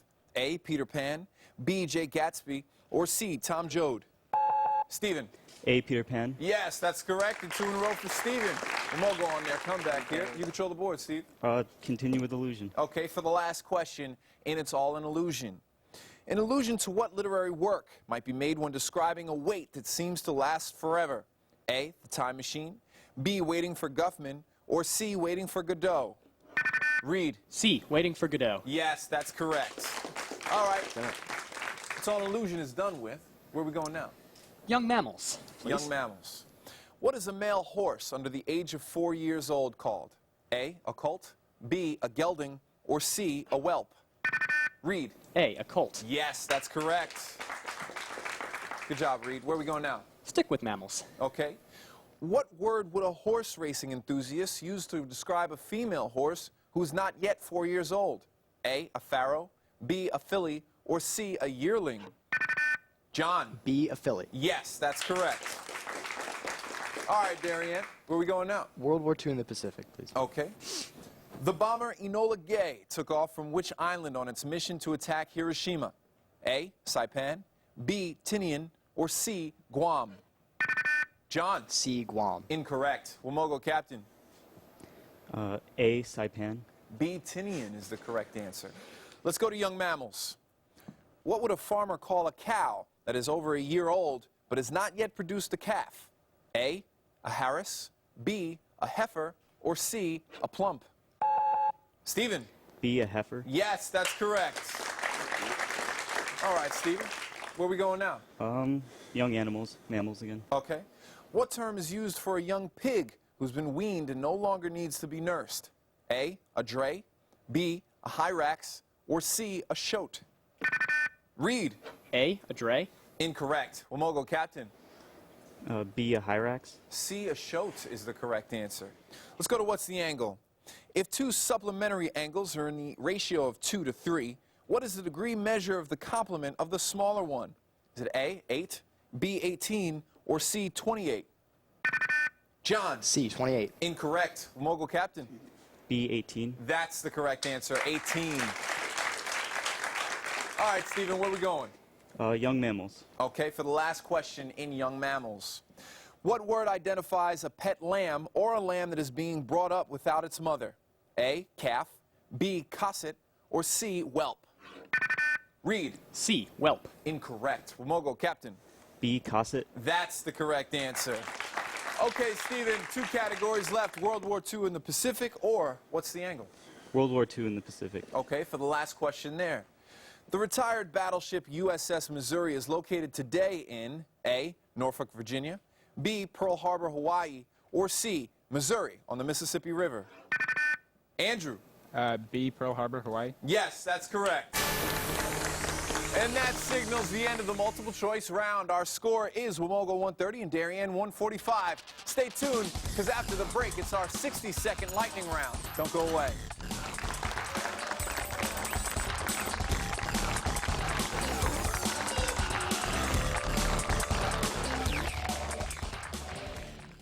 High School Sports Desk brings you 4 days of sports-specific coverage dedicated to your school and region. Monday, action-packed boys hoops attack the rim. Tuesday, catch hard check and hockey and all your favorite winter sports. Wednesday, the gym will be rocking with great girls basketball. And Thursday, hit the mat for pressure-packed wrestling, plus high-five plays of the week. Get the latest scores and most compelling stories that matter most to you and your community. High School Sports Desk, Monday through Thursday at 7 p.m. Tuesday, January 29th, catch the MSG Varsity Top Pick with a big Queens-Brooklyn showdown. When Catholic League powerhouses Christ the King and Bishop Laughlin hit the hardwood, the Red Hot Royals are off to a spectacular start. Can the young and hungry Lions pull off the upset? Don't miss the battle of 2 highly ranked teams at the MSG Varsity Top Pick, Tuesday, January 29th at 9, only on MSG Varsity.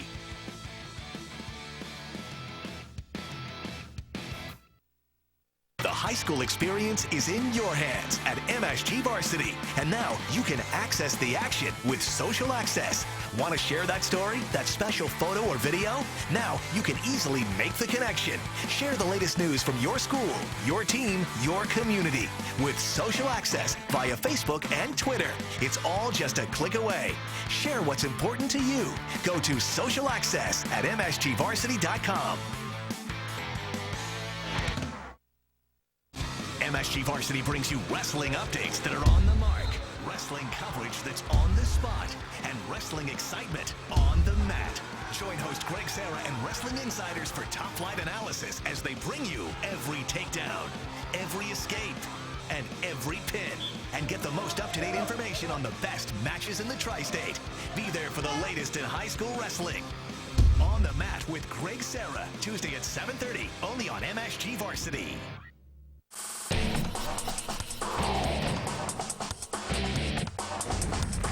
Welcome back to The Challenge. Don't forget, you can watch us 6 nights a week from Sunday through Friday on MSG Varsity. It's time for our lightning round, and here's how we play. Each team has 60 seconds to answer 10 questions, with each question being worth 5 points.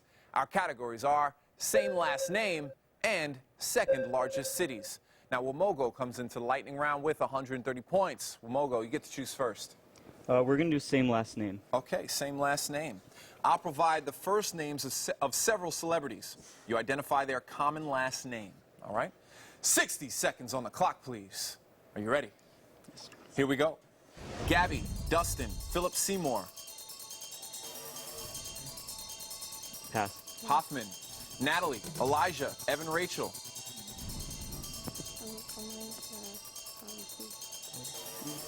Wood. Correct. Lance, Neil, Louis. Armstrong. Correct. Robin, Venus, Tennessee. Williams. Correct. Roger, Michael, Demi. Clemens. Moore. Miles, Gina, Betty. Davis. Correct. Mel, Althea, Debbie.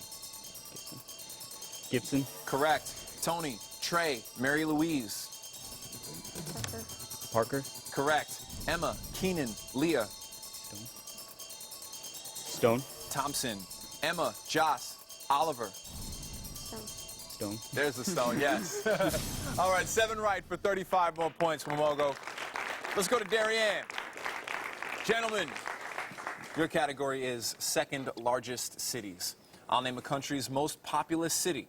You identify its second most populous city, okay? 60 seconds on the clock, please. Are you ready? Ready. Here we go. Toronto. Quebec. Ottawa.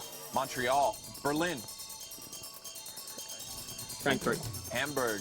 Casablanca. Tangiers. Tangiers. Rabat. New York City. LA. Correct. Moscow. St. Petersburg. Correct. Sydney. Canberra. Melbourne. Cairo. Alexandria. Correct. Madrid. Barcelona. Correct. Sao Paulo. Rio de Janeiro. Correct. Dublin. Shannon. Cork. 5 right for 25 more points. Well done for both teams. Stay tuned for more of The Challenge. We'll be right back after this. Visit The Challenge at msgvarsity.com for full episodes, team profiles, schedules, and more.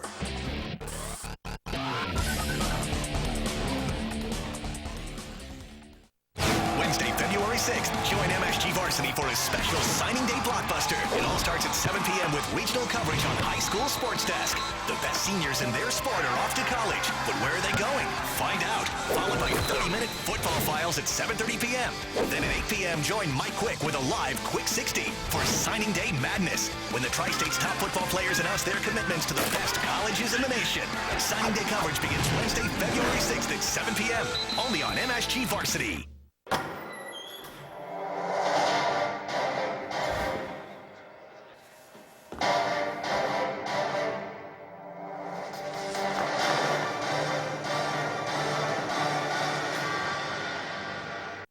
Fridays at 7 p.m., hit the gridiron with MSG Varsity at the Football Files. And he's in for the score! Join high school football insiders Jimmy Cavallo and Steve Levy and get the latest hard-hitting information with special previews, the latest on off-season recruiting, top players to watch, insights and interviews. Stay connected to all things football in the Tri-State. Check into the Football Files, Fridays at 7 p.m., only on MSG Varsity.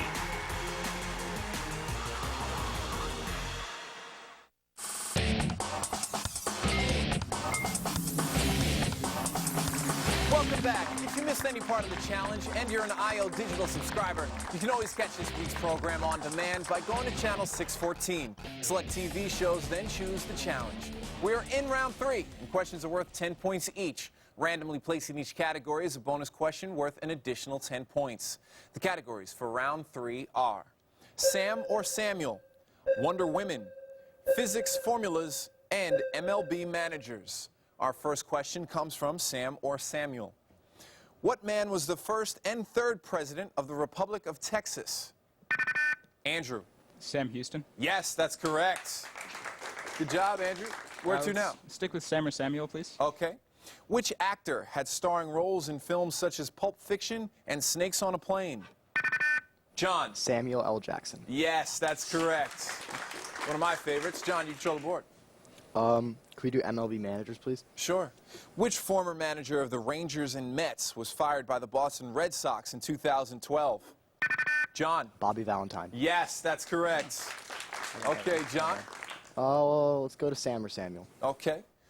What American actor, known for his deep, resonant voice, starred in many Western movies and is the voice of the American Beef Council's commercials? Reed. Samuel White. Incorrect. Mogul Captain. Sam Elliott is the correct answer. Let's go to Wonder Women. What Pulitzer-winning novel by Margaret Mitchell chronicles the experiences of Scarlett O'Hara during the American Civil War? John. Gone with the Wind. Yes, that's correct. Physics formulas, please. Sure. According to the physics formula, mass multiplied by acceleration is equal to what quantity? John. Force. Yes, that's correct. Good job, John. You control the board. Physics formulas again, please. Okay. According to the physics formula, change in velocity divided by elapsed time is equal to what quantity? Andrew. Jerk. Incorrect. Womogo, Captain. Acceleration. Yes, that's the correct answer, acceleration. All right, Stephen, you control the board. Physics formulas. Sure. Answer this correctly and earn a bonus question for your team. According to the physics formula, wave frequency multiplied by wavelength is equal to what quantity?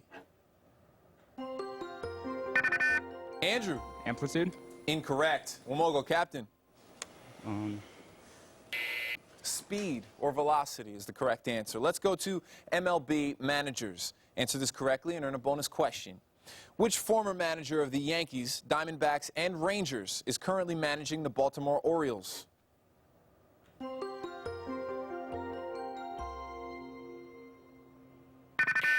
John, just in time. Joe Torre. Incorrect. Womogo, Captain.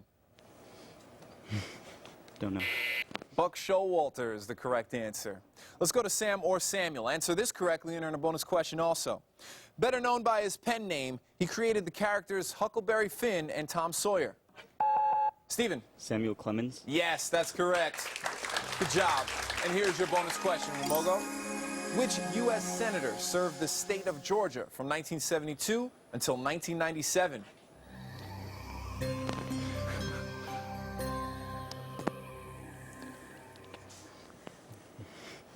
Sam Nunn is the correct answer, but it's okay. You still control the board. All right, Sam or Samuel. Okay, for the last question in that category. Which founder of Walmart was ranked by Forbes as the richest man in the U.S. from 1982 to 1988? John. Samuel Walton. Yes, that's correct. Okay, no more on Sam or Samuel. Where are we going, John? We're going to Wonder Woman, please. Okay, answer this correctly, earn a bonus question. What deaf and blind woman wrote an autobiography called The Story of My Life, detailing her childhood and her experiences with her tutor named Anne Sullivan? John. Helen Keller. Yes, that's correct. And here's a bonus question for Darianne. What children's novel by Roald Dahl details the story of a young girl named Sophie who finds herself in a land full of cannibalistic giants? The BFG. Yes, that's correct.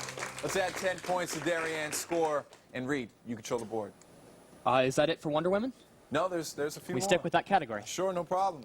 What children's novel by Jean Craighead George tells of a young Yupik girl who survives on her own on the tundra with a pack of wild animals? John. Born in the Wild. Incorrect. Wamogo Captain. Golden Compass. Julie of the Wolves is the correct answer. Let's go to physics formulas. According to the physics formula, mass multiplied by the square of the speed of light in vacuum is equal to what quantity? Stephen. Energy. Yes, that's correct. Energy. Okay, Stephen, it's on you. Physics formulas. Sure, for the last question in physics formulas. According to the physics formula, potential difference divided by electric current is equal to what quantity?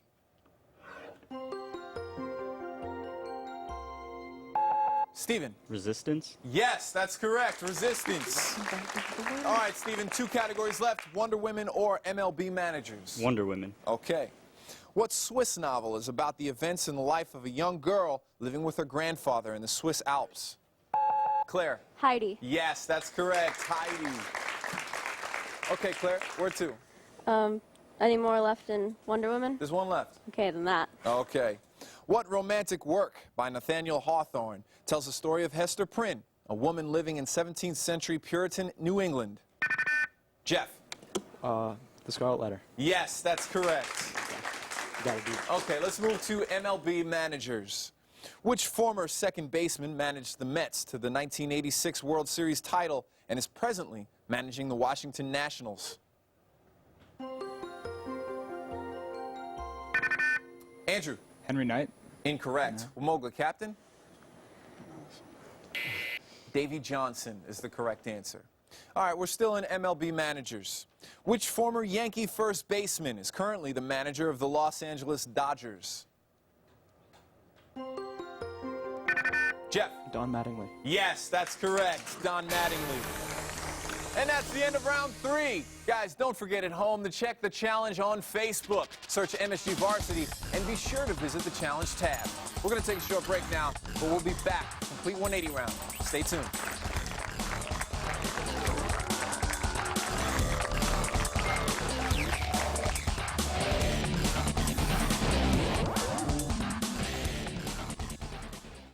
Basketball season every Tuesday night on a Quick 60. You'll see the top players to watch, breakdowns of the top schools in the Tri-State with our weekly top 20, region by region, player by player, boys and girls players of the week, and of course, put a face on it. Plus, it wouldn't be a Quick 60 without hearing from you. So join me for a Quick 60 on basketball. Whoa, it's gonna be a slam dunk. A Quick 60 on basketball, Tuesdays at 8 p.m. on MSG Varsity. Monday at 4 p.m. at the 4 o'clock spot. Long Island Great Girls Basketball hits the gym when St. John the Baptist battles Long Island Lutheran. Hudson Valley, Connecticut, New York City hit the hardwood with Archbishop Malloy and Bishop Ford. New Jersey, red-hot rivals tip off when DePaul clashes with Immaculate Heart Academy. The most coverage. That means the most to you and your community. Monday at 4 p.m. at the 4 o'clock spot. Only on MSG Varsity. MSG Varsity Channel 614 has another great way to connect you to your community. Now you can share your favorite moments on Facebook. Grab the code off 614 with your smartphone. Post and share. Another way to connect you to all things high school. at MSG Varsity, Channel 614, only on Optimum. Never on Fios, never on satellite. At MSG Varsity Channel 614, the replay power's in your hands. Miss the game? Not anymore. Don't miss hard-hitting football, boys and girls soccer, field hockey, volleyball, plus much more. The replay's on Channel 614. We've got you covered all season long. Catch non-stop high school sports like nowhere else. For great high school sports when you want it most. Anytime, turn to Channel 614. Welcome back. It's time to do a